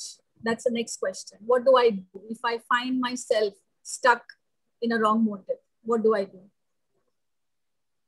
So ಇದೊಂದು ಪ್ರಶ್ನೆ ಕೇಳ್ತಾ ಇದ್ದಾರೆ ಅವರು.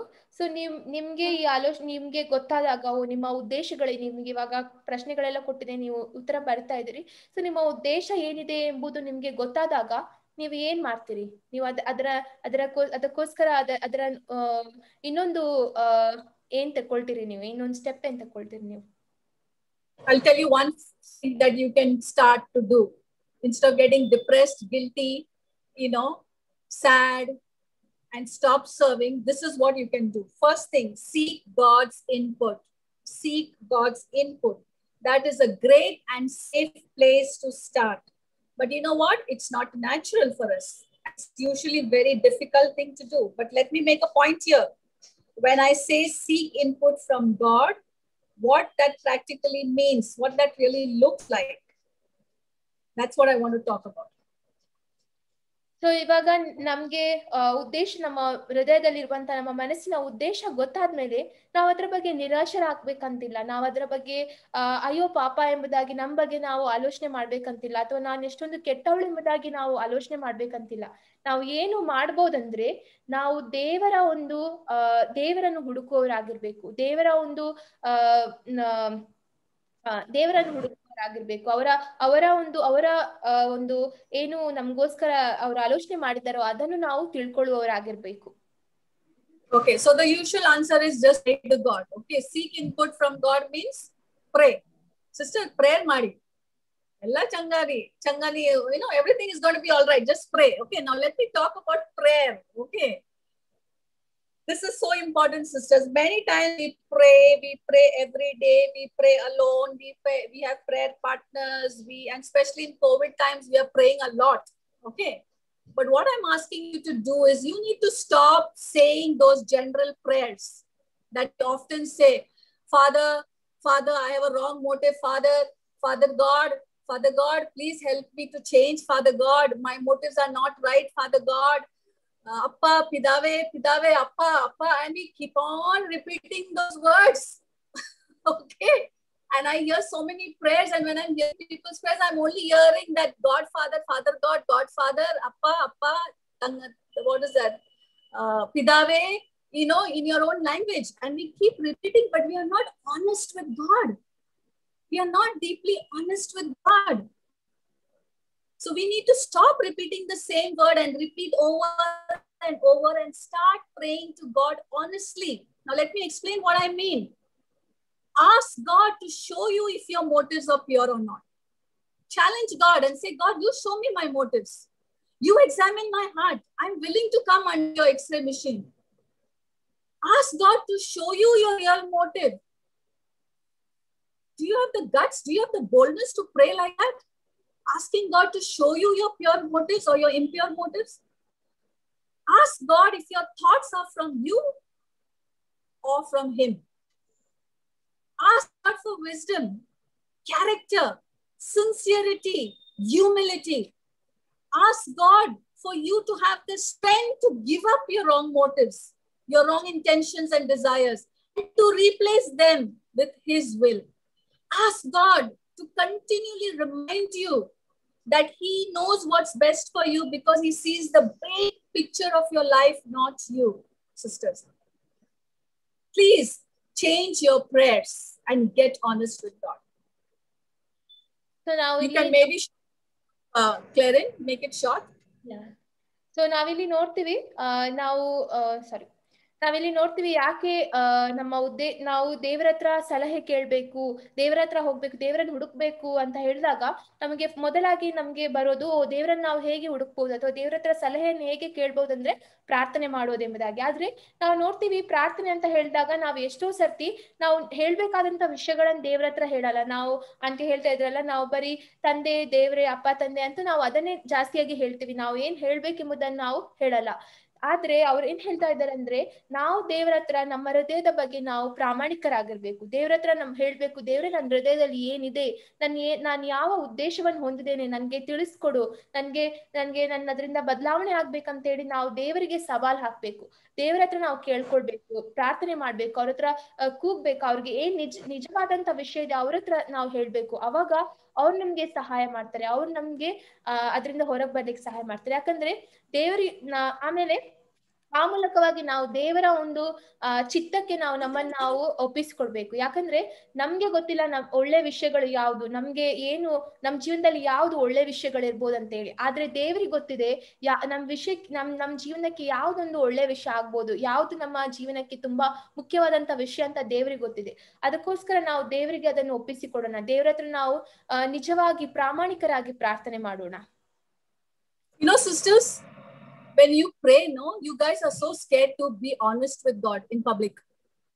You know why? Because you are afraid that if I open up and pray honestly to God, oh my God, if I say all this, the sister who's sitting beside me, she's going to know me and what she will think of me, right?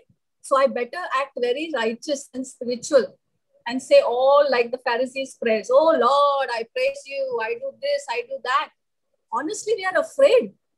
We are afraid, oh, if I say all those dirty things in my heart, then I will get nicely challenged. Immediately after prayer, she's going to pull me aside and challenge me. Oh, I will lose my reputation. I already created such a nice reputation. Now, if they come to know what I'm praying, oh my God, I don't know what will happen. We are so afraid.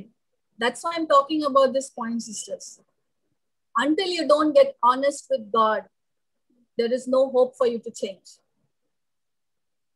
So ನಾವಿಲ್ಲಿ ನೋಡ್ತಾ ಇದ್ದೀವಿ, ನಾವು ಪ್ರಾರ್ಥನೆ ಮಾಡ್ಬೇಕು ಅಂತ, ಪ್ರಾಮಾಣಿಕರಾಗಿರ್ಬೇಕು ಅಂತ ಹೇಳಿ ನಾವು ಹೇಳ್ತಾ ಇದ್ದೀವಿ. ಸೊ ನಾವು ಕೆಲವೊಂದ್ಸತಿ ನಾವು ಜನರ ಮುಂದೆ ಬರುವಾಗ ನಾವು ಯಾಕೆ ಪ್ರಾಮಾಣಿಕರಾಗಿರಲ್ಲ ದೇವರೊಂದಿಗೆ ಅಂದ್ರೆ ನಮ್ಗೆ ಭಯ ಆಗುತ್ತೆ. ನನ್ನ ಸಹೋದರಿ ನನ್ಗೆ ಏನ್ ಹೇಳ್ತಾಳೆ, ಆ ಒಂದು ಸಿಸ್ಟರ್ ನನ್ ಬಗ್ಗೆ ಏನ್ ಆಲೋಚನೆ ಮಾಡ್ತಾರೆ, ಅವ್ರು ನನ್ ಬಗ್ಗೆ ಕೀಳಾಗಿ ನೋಡ್ತಾರ ಎಂಬುದಾಗಿ ನಮ್ಗೆ ಇದೆಲ್ಲ ಯೋಚನೆಗಳು, ಭಯ ನಮ್ಮಲ್ಲಿ ಬರುತ್ತೆ. ಅದಕ್ಕೆ ನಾವು ಫರಿಸಾಯರ ತರ ನಾವು ದೇವರಿಗೆ ಒಳ್ಳೆ ವಿಷಯಗಳನ್ನ ಮಾತ್ರ ಹೇಳ್ತೀವಿ. ಅವರ ಜನರ ಮುಂದೆ ನಾನು ನೀತಿವಂತಳಿದ್ದೇನೆ, ನಾನು ದೇವರ ಒಂದು ಒಳ್ಳೆ ಮಗಳಾಗಿದ್ದೇನೆ ಎಂಬುದಾಗಿ ನಾವು ಅವ್ರ ಜನರಿಗೆ ತೋರಿಸ್ಕೊಳ್ತೇವೆ. ಆದ್ರೆ ಇವ್ರೇನ್ ಹೇಳ್ತಾ ಇದಾರೆ ಅಂದ್ರೆ, ನಾವು ದೇವರೊಟ್ಟಿಗೆ ಪ್ರಾಮಾಣಿಕರಾಗಿರ್ಬೇಕು. ಒಂದು ವೇಳೆ ನಾವು ದೇವರೊಟ್ಟಿಗೆ ನಮ್ಮ ಉದ್ದೇಶಗಳ ಬಗ್ಗೆ, ನಮ್ಮ ಆಲೋಚನೆಗಳ ಬಗ್ಗೆ ನಾವು ಪ್ರಾಮಾಣಿಕರಾಗಿಲ್ಲ ಅಂದ್ರೆ ನಮ್ಗೆ ಬೇರೆ ಯಾವುದೇ ಕೂಡ ಒಂದು ಆಶೆಗಳು ಇಲ್ಲ ನಮ್ಮ ಜೀವನದಲ್ಲಿ, ಎಲ್ಲ ಲೈಕ್ ಯಾವುದಾದಂತ ಒಂದು ಹೋಪ್ ನಮ್ಮಲ್ಲಿ ಇರಲ್ಲ ಅಂತ ಹೇಳ್ತಾ ಇದ್ದಾರೆ. Sisters, I would like to share. The reason I'm sharing all these things is because I have struggled with this. Okay, so let me share a little bit about myself. And I know this lesson will be useless if I don't share about myself. Okay, I would like to share with you my personal struggles with regard to motives. I became a Christian in 1989 Jan. Maybe some of you were not born at that time. It's been 32 years. After 6 months of being a disciple, after my baptisms, I went on a mission team. And then, since then, I've been working in the full-time ministry. So it's been 30 years now. Okay, don't have to translate that. Okay, that's fine, Claire. Okay. You can share my struggles, okay? So I want to share about how mixed emotions, not mixed emotions. Yes, mixed emotions, which was mixed with lot of wrong motives, almost killed my calling. I joined the full-time ministry, but I struggled with motives and it almost killed my calling. Now you can share this. Translate. ಅವರು ಬಂದ್ಬಿಟ್ಟು ಒಂದು ಶಿಷ್ಯರಾದ್ಮೇಲೆ ಅವ್ರಿಗೆ ದೇವರ ಸೇವೆ ಮಾಡ್ಲಿಕ್ಕೆ ಅಂತ ಹೋಗುವಂತ ಒಂದು ಅವಕಾಶ ಸಿಕ್ಕಿದಾಗ ಅಲ್ಲಿ ಅವ್ರಿಗೆ ಏನಾಯ್ತಂದ್ರೆ ಅವರಲ್ಲಿ ಇದ್ದಂತ ಒಂದು ಉದ್ದೇಶಗಳು, ಅವರ ಬೇರೆ ಬೇರೆ ವಿಷಯವಾದಂತಹ ಉದ್ದೇಶಗಳು, ದೇವರು ಯಾಕೆ ಇವರನ್ನು ಕರೆದಿದ್ದಾರೆ ಎಂಬುದನ್ನು ಅದು ಕೊಲೆ ಮಾಡಿತಂತ ಹೇಳ್ತಾರೆ. ಇವರು ಯಾಕೆ ದೇವರು ಇವರನ್ನು ಕರೆದ್ರು ಆ ವಿಷಯವಾಗಿ ಇವರು ಆ ಉದ್ದೇಶಗಳಿಂದ, ಇವರ ಎಲ್ಲಾ ಉದ್ದೇಶಗಳಿಂದ ಅವರು ಒಳಗಾಗಿ ಅವ್ರಿಗೆ ದೇವರು ಯಾಕೆ ಕರೆದಿದ್ದಾರೆ ಎಂಬುದು ಅವರು ಅದು ಬಿಟ್ರು. Like in the ministry, I joined the full-time ministry, and in the ministry, I got to work alongside many women leaders who were senior to me and also younger than me. And I'm very grateful for the grace I have received and the opportunity to learn from people I worked under and also alongside. So, ಇವರಿಗೆ ಮಿನಿಸ್ಟ್ರಿಯಲ್ಲಿ ಇರುವಾಗ ಇವ್ರಿಗಿಂತ ತುಂಬಾ ದೊಡ್ಡವರು ಮತ್ತೆ ಇವ್ರಿಗಿಂತ ಸಣ್ಣವರು ಅವ್ರ ಮಧ್ಯದಲ್ಲಿ ಅವರೊಟ್ಟಿಗೆ ಅವ್ರಿಗೆ ಕೆಲಸ ಮಾಡ್ಬೇಕಿತ್ತು. ಸೊ ಇವರು ತುಂಬಾ ಕೃತಜ್ಞರಾಗಿದ್ದಾರೆ ಆ ಸಮಯದಲ್ಲಿ ಇವ್ರಿಗೆ ಸಿಕ್ಕಿದಂತ ಒಂದು ಕೃಪೆ, ಆ ಪ್ರೀತಿ, ಅವ್ರು ತೋರಿಸಿದಂತ ಪ್ರೀತಿ, ಅದೆಲ್ಲದಕ್ಕೆ ಇವರು ಕೃತಜ್ಞರಾಗಿದ್ದಾರೆ. But you know what? Gradually the desire to grow and learn turned into envy. ಆದ್ರೆ envy began to wind itself around my heart. And if this envy would have spoken aloud, it would have said many things, which I'm going to tell you. So ಆದ್ರೆ ಇವರು ಆ ಸಮಯದಲ್ಲಿ ಆ ಒಂದು ಸಿಕ್ಕಿದಂತ ಪ್ರೀತಿ ಕೃಪೆಯಿಂದ ಇವರು ಬೆಳೆಯುತ್ತಾ ಹೋಗೋದು ಬಿಟ್ಟು ಅವ್ರಿಗೆ ಏನಾಯ್ತಂದ್ರೆ ಅವರು ಈ ಎಲ್ಲಾ ಉದ್ದೇಶಗಳಿಂದ ಅವರಲ್ಲಿ ಒಂದು ದ್ವೇಷ ಹುಟ್ಟಿತು. ಆ ದ್ವೇಷ ಅವರಲ್ಲಿ ಇವ್ರು ಏನೆಲ್ಲ ಕಲಿತಿದ್ದಾರೆ ಅದೆಲ್ಲ ಬಂದ್ಬಿಟ್ಟು ಅದನ್ನೆಲ್ಲ ಅದು ಮುರಿದು ಹಾಕಿತ್ತು ಅವ್ರಿಗೆ. So as I saw a lot of my friends, in the ministry growing, changing, envy was inside me that was saying loudly, you know what? I want that stage. I want that platform. I want her eloquence. I want to speak like her. I want to think like her. I want to teach like her. Envy would cry loud in my heart and say, you know what? I want the wisdom that she has. I want the skills that she has. I want to have the influence that she has. I want to have the outfit that she has. I want to imitate the style of this person. I want to imitate the personality. And I was so caught up with all those things. So ಇವರ ಒಳಗಿದ್ದಂತ ದ್ವೇಷ ಇವ್ರಿಗೆ ಏನ್ ಹೇಳ್ತಾ ಇತ್ತಂದ್ರೆ ಆ ಒಂದು ದ್ವೇಷದ ಸ್ವರ ತುಂಬಾ ಜೋರಾಗಿ ಅವ್ರಿಗೆ ಕೇಳಿ ಬರ್ತಾ ಇತ್ತು. ಸೊ ಆ ದ್ವೇಷ ಅವ್ರಿಗೆ ಏನ್ ಹೇಳ್ತಾ ಇತ್ತಂದ್ರೆ ಯಾರಾದ್ರೂ ಆ ಒಂದು ಸ್ಟೇಜ್ ನನ್ಗೆ ಬೇಕು, ಆ ಒಂದು ಅವಳಲ್ಲಿರುವಂತ ಆ ಒಂದು ಟ್ಯಾಲೆಂಟ್ ನನ್ಗೆ ಬೇಕು, ಅವಳಲ್ಲಿ ಇರುವಂತ ಒಂದು ಗುಣಗಳು ನನ್ಗೆ ಬೇಕು, ಅವಳಿಗೆ ಸಿಗುವಂತ ಜನರ ಒಂದು ಬೆಂಬಲ ನನ್ಗೆ ಬೇಕೆಂಬುದಾಗಿ ಅವರು ಈ ರೀತಿಯಾಗಿ ಅವರಲ್ಲಿರುವಂತ ದ್ವೇಷ ಬಂದ್ಬಿಟ್ಟು ಈ ರೀತಿಯಾಗಿ ಅವರಲ್ಲಿ ಕೆಲಸ ಮಾಡ್ತಾ ಇತ್ತು. And sisters, I still remember in Bangalore, I struggled with this, and it came to a point where I just was feeling so guilty, and I wanted to quit the ministry because I felt like I can't do this with such bad motives. I just can't do this. And I had so much temptation to quit the ministry. But you know what? I knew that's not the solution. And I decided to go to God and be honest with Him, be bold, and be humble with Him. And I still remember every day in the evening, I decided, I was staying in NGV, flats in Koramangala. Every day in the evening, I would take a walk. And it was not just a walk, I used to do a prayer walk. And I would just cry and I would just pray and I would ask God, please clean my heart. Please clean my heart. Why are these thoughts disturbing me? This is so evil. This is so bad, because it would come back again and again. Every time we go in the ministry, I'm seeing this, it would affect me. And I had to consistently pray. And I still remember it was for more than a month. I kept going to God in the evening because that was the best time I could get with no disturbance. And that time with God actually helped me. That's why I said it almost killed my calling. Otherwise, I would have been dead, spiritually dead. And I remember there was another time when I struggled with motives. You all know my son Ral. Some of you know. He was born with the issue called Down syndrome, which means that he's not a normal child. He was born with a lot of disabilities.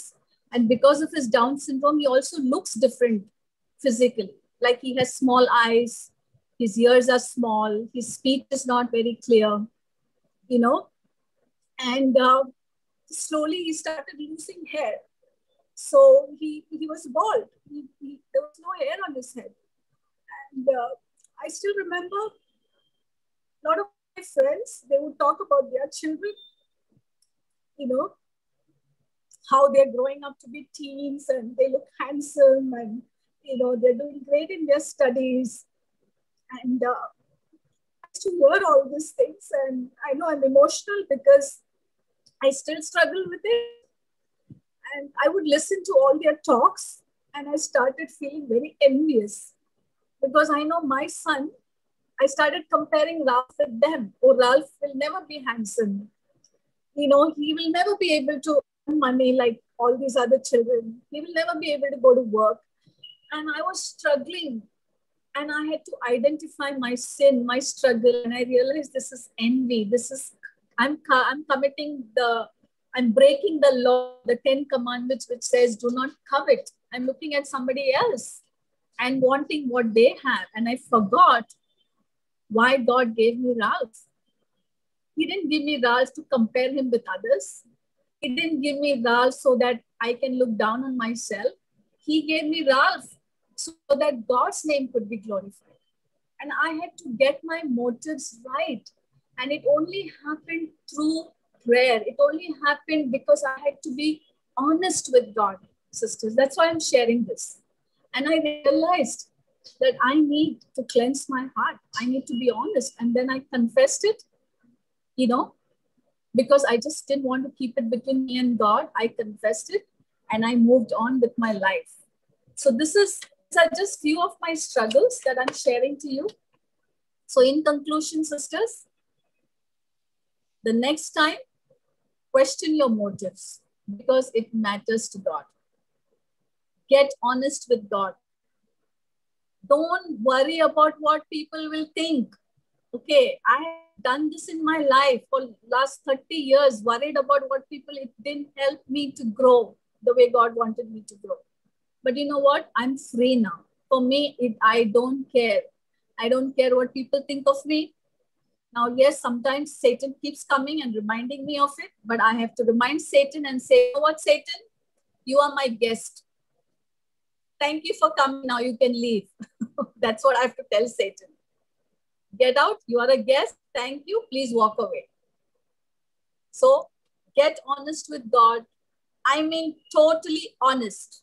Okay, whether you are in public or private, be honest. Talk to him. Be specific. Be bold. Inquire about your heart and your motives and your intentions with God. And then continue to seek God for direction and understanding. And you know what? God will show you how to move forward. He will specifically tell you what to do and what not to do. So don't give up hope. Don't stop serving, even if you figure out that it was for the wrong motive you're doing. There is hope because God is a God who takes us forward, not backward. Amen. So thank you so much for listening. And I just pray that this is going to help you in your Christian life. ಅವರು ಹೇಳ್ತಾ ಇದ್ರು ಯಾವ ರೀತಿ ಅವರು ಮಿನಿಸ್ಟ್ರಿಗೆ ಬಂದ್ಮೇಲೆ ಈ ತರ ಎಲ್ಲ ಹೊಟ್ಟೆ ಕಿಚ್ಚಿನಿಂದಾಗಿ ಅವರಲ್ಲಿ ಈ ತರ ಎಲ್ಲ ಒಂದು ವಿಷಯಗಳ ಬಗ್ಗೆ ಬರ್ತಾ ಇತ್ತು ಎಂಬುದಾಗಿ. ಸೊ ಅವ್ರು ಬೆಂಗಳೂರಿಗೆ ಬಂದ್ಮೇಲೆ ಕೂಡ ಈ ರೀತಿಯಾಗಿ ಅವರಲ್ಲಿ ಹೊಟ್ಟೆ ಕಿಚ್ಚಿನಿಂದ ಬೇರೆಯವರೊಟ್ಟಿಗೆ ಅವರವರನ್ನು ಇದು ಮಾಡ್ತಾ ಇದ್ರು, ತಾರತಮ್ಯ ಮಾಡ್ತಾ ಇದ್ರು. ಸೊ ಆಮೇಲೆ ಅವ್ರಿಗೆ ತುಂಬಾ ಒಂದು ಗಿಲ್ಟಿ ಆಯ್ತು. ಅವ್ರಿಗೆ ಅವ್ರು ಪ್ರಶ್ನೆ ಮಾಡಿದ್ರು, ನಾನು ಯಾಕೆ ಈ ತರ ಇದ್ದೀನಿ ಎಂಬುದಾಗಿ. ಸೊ ಆಮೇಲೆ ಅವ್ರು ದೇವ್ರ ಹತ್ರ ಪ್ರಾರ್ಥನೆ ಮಾಡಿದ್ಮೇಲೆ ದೇವ್ರ ಹತ್ರ ಪ್ರತಿ ಸಲ ಅವ್ರ ದೇವ್ರ ಹತ್ರ ಹೋಗಿ ಪ್ರಾರ್ಥನೆ ಮಾಡ್ತಾ ಮಾಡ್ತಾ ಮಾಡ್ತಾ ಅವ್ರಿಗೆ ದೇವ್ರು ಒಂದು ಅದರಿಂದ ಹೊರಗೆ ಬರ್ಲಿಕ್ಕೆ ಅವ್ರಿಗೆ ಸಹಾಯ ಮಾಡಿದ್ರು. ಅವರು ಕರೆದಿದ್ರು, ಯಾವ್ದೋ ಉದ್ದೇಶಕ್ಕೋಸ್ಕರ ಅವರನ್ನು ಕರೆದಿದ್ರು, ದೇವರ ಸೇವೆ ಮಾಡೋದಕ್ಕೋಸ್ಕರ. ಅದರಲ್ಲಿ ಅವ್ರಿಗೆ ಸಹಾಯ ಮಾಡಿದ್ರು ಅದರಿಂದ ಹೊರಗೆ ಬರ್ಲಿಕ್ಕೆ. ಆಮೇಲೆ ಅವ್ರು ಹೇಳ್ತಾ ಇದ್ರು ಅವ್ರ ಮಗನ ಬಗ್ಗೆ, ಅವ್ರ ಮಗನಿಗೆ ಒಂದು ತೊಂದರೆ ಇದೆ. ಎಲ್ಲಿ ಅವ್ರದ್ದು ಬಂದ್ಬಿಟ್ಟು ಅವರು ತುಂಬಾ ಬೇರೆ ಮಕ್ಕಳಿಗಿಂತ ಅವರು ತುಂಬಾ ವಿಭಿನ್ನವಾಗಿ ಕಾಣ್ತಾರೆ. ಸೊ ಈ ರೀತಿಯಾಗಿ ಅವರು ತುಂಬಾ ವಿಭಿನ್ನವಾಗಿದ್ದಾರೆ. ಸೊ ಅವ್ರಿಗೆ ತುಂಬಾ ಬೇಸರ ಆಗ್ತಾ ಇತ್ತು. ಅವ್ರು ಬೇರೆ ಮಕ್ಕಳ ಬಗ್ಗೆ ನೋಡುವಾಗ, ಬೇರೆ ತಾಯಂದಿರ ಬಗ್ಗೆ ಅವ್ರ ಮಕ್ಕಳ ಬಗ್ಗೆ ಹೇಳುವಾಗ ಇವ್ರಿಗೆ ತುಂಬಾ ನೋವಾಗ್ತಾ ಇತ್ತು. ಸೊ ಇವ್ರಿಗೆ ಅನಿಸ್ತು, ಯಾಕೆ ದೇವ್ರು ನನ್ಗೆ ಈ ಒಂದು ಮಗನ ನನ್ಗೆ ಕೊಟ್ಟಿದ್ದಾನೆ ಎಂಬುದಾಗಿ. ಆಮೇಲೆ ಅವ್ರಿಗೆ ಇನ್ನೂ ನೋವಿದೆ ಅದರ ವಿಷಯವಾಗಿ. ಆದ್ರೆ ಅವರು ದೇವ್ರ ಹತ್ರ ಕೇಳಿದ್ರು, ದೇವ್ರು ನನ್ಗೆ ಈ ನನ್ ಮಗನನ್ನು ಬೇರೆಯವರ ಮಕ್ಕಳೊಟ್ಟಿಗೆ ತಾರತಮ್ಯ ಮಾಡ್ಲಿಕ್ಕೋಸ್ಕರ ನನಗೆ ಕೊಡ್ಲಿಲ್ಲ, ಬದಲಾಗಿ ಎಂಬುದಾಗಿ ಅವರು ಅರ್ಥ ಮಾಡ್ಕೊಂಡ್ರು. ಸೊ ಅದರಿಂದ ಕೂಡ ಅವರು ಆ ಒಂದು ಕೆಟ್ಟ ಅವ್ರ ಉದ್ದೇಶವನ್ನು ಅವ್ರು ತಿಳ್ಕೊಂಡು ಅದರಿಂದ ಹೊರಗೆ ಬರ್ಲಿಕ್ಕೆ ಅವ್ರಿಗೆ ಸಹಾಯ ಮಾಡಿದ್ರು. ಸೊ ಅವ್ರು ಹೇಳ್ತಾ ಇದಾರೆ ಇದೆಲ್ಲ ಯಾಕೆ ನಾವು ಇದೆಲ್ಲ ಹೇಳ್ತೀವಿ ಅಂದ್ರೆ, ಸೊ ನಾವು ನಮ್ಮ ಉದ್ದೇಶಗಳನ್ನ ನೋಡ್ಬೇಕಾದ್ರೆ ನಾವು ಪ್ರಶ್ನೆ ಮಾಡ್ಬೇಕಾಗುತ್ತೆ. ಸೊ ಇವತ್ ಕೂಡ ನಾವು ಈ ವಾಕ್ಯವನ್ನು ನೋಡಿದ್ವಿ, ಅನೇಕ ಉದಾಹರಣೆಗಳನ್ನ ನೋಡಿದ್ವಿ. ಇವತ್ ನಾವು ಏನ್ ನೋಡ್ಬೇಕಂದ್ರೆ ನಾವು ಪ್ರತಿಯೊಂದು ಉದ್ದೇಶಗಳಲ್ಲಿ ಕೂಡ ನಾವು ಪ್ರಶ್ನೆ ಮಾಡ್ಬೇಕು, ಯಾಕೆ ನಾನು ಈ ರೀತಿಯಾಗಿ ಆಲೋಚನೆ ಮಾಡ್ತಾ ಇದ್ದೇನೆ ಎಂಬುದಾಗಿ. ಆಮೇಲೆ ನಾವು ದೇವರೊಂದಿಗೆ ಪ್ರಾಮಾಣಿಕವಾಗಿರ್ಬೇಕು. ಯಾವಾಗ್ಲೂ ಒಂದು ನಿಜವಾಗ್ಲೂ ನಾವು ಪ್ರಾಮಾಣಿಕರಾಗಿರ್ಬೇಕು. ನಮ್ಮ ಹೃದಯದಲ್ಲಿರುವಂತಹ ವಿಷಯಗಳನ್ನೆಲ್ಲ ನಾವು ದೇವರ ಹತ್ರ ಹಂಚ್ಕೊಳ್ಬೇಕು. ಆಮೇಲೆ ದೇವರ ಒಂದು ಸಹಾಯವನ್ನು ನಾವು ಪಡ್ಕೊಳ್ಬೇಕು. ದೇವರ ಒಂದು ಸಲಹೆಯನ್ನು ನಾವು ಕೇಳ್ಬೇಕು, ಅವರನ್ನು ನಾವು ಹುಡುಕ್ಬೇಕು.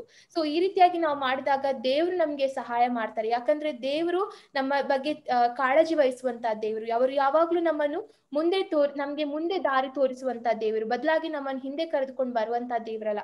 ಅದಕ್ಕೋಸ್ಕರ ನಾವೆಲ್ಲರೂ ನಮ್ಮ ಉದ್ದೇಶಗಳ ಬಗ್ಗೆ ಪ್ರಶ್ನೆ ಮಾಡೋಣ, ದೇವರ ಹತ್ರ ಪ್ರಾರ್ಥನೆ ಮಾಡೋಣ, ದೇವರವಾಗಿ ಸತತವಾಗಿ ದೇವರ ಹತ್ರ ಕೇಳೋಣ ನಮ್ಮ ಉದ್ದೇಶಗಳನ್ನು ಸರಿಪಡಿಸ್ಲಿಕ್ಕೋಸ್ಕರ. So thank you.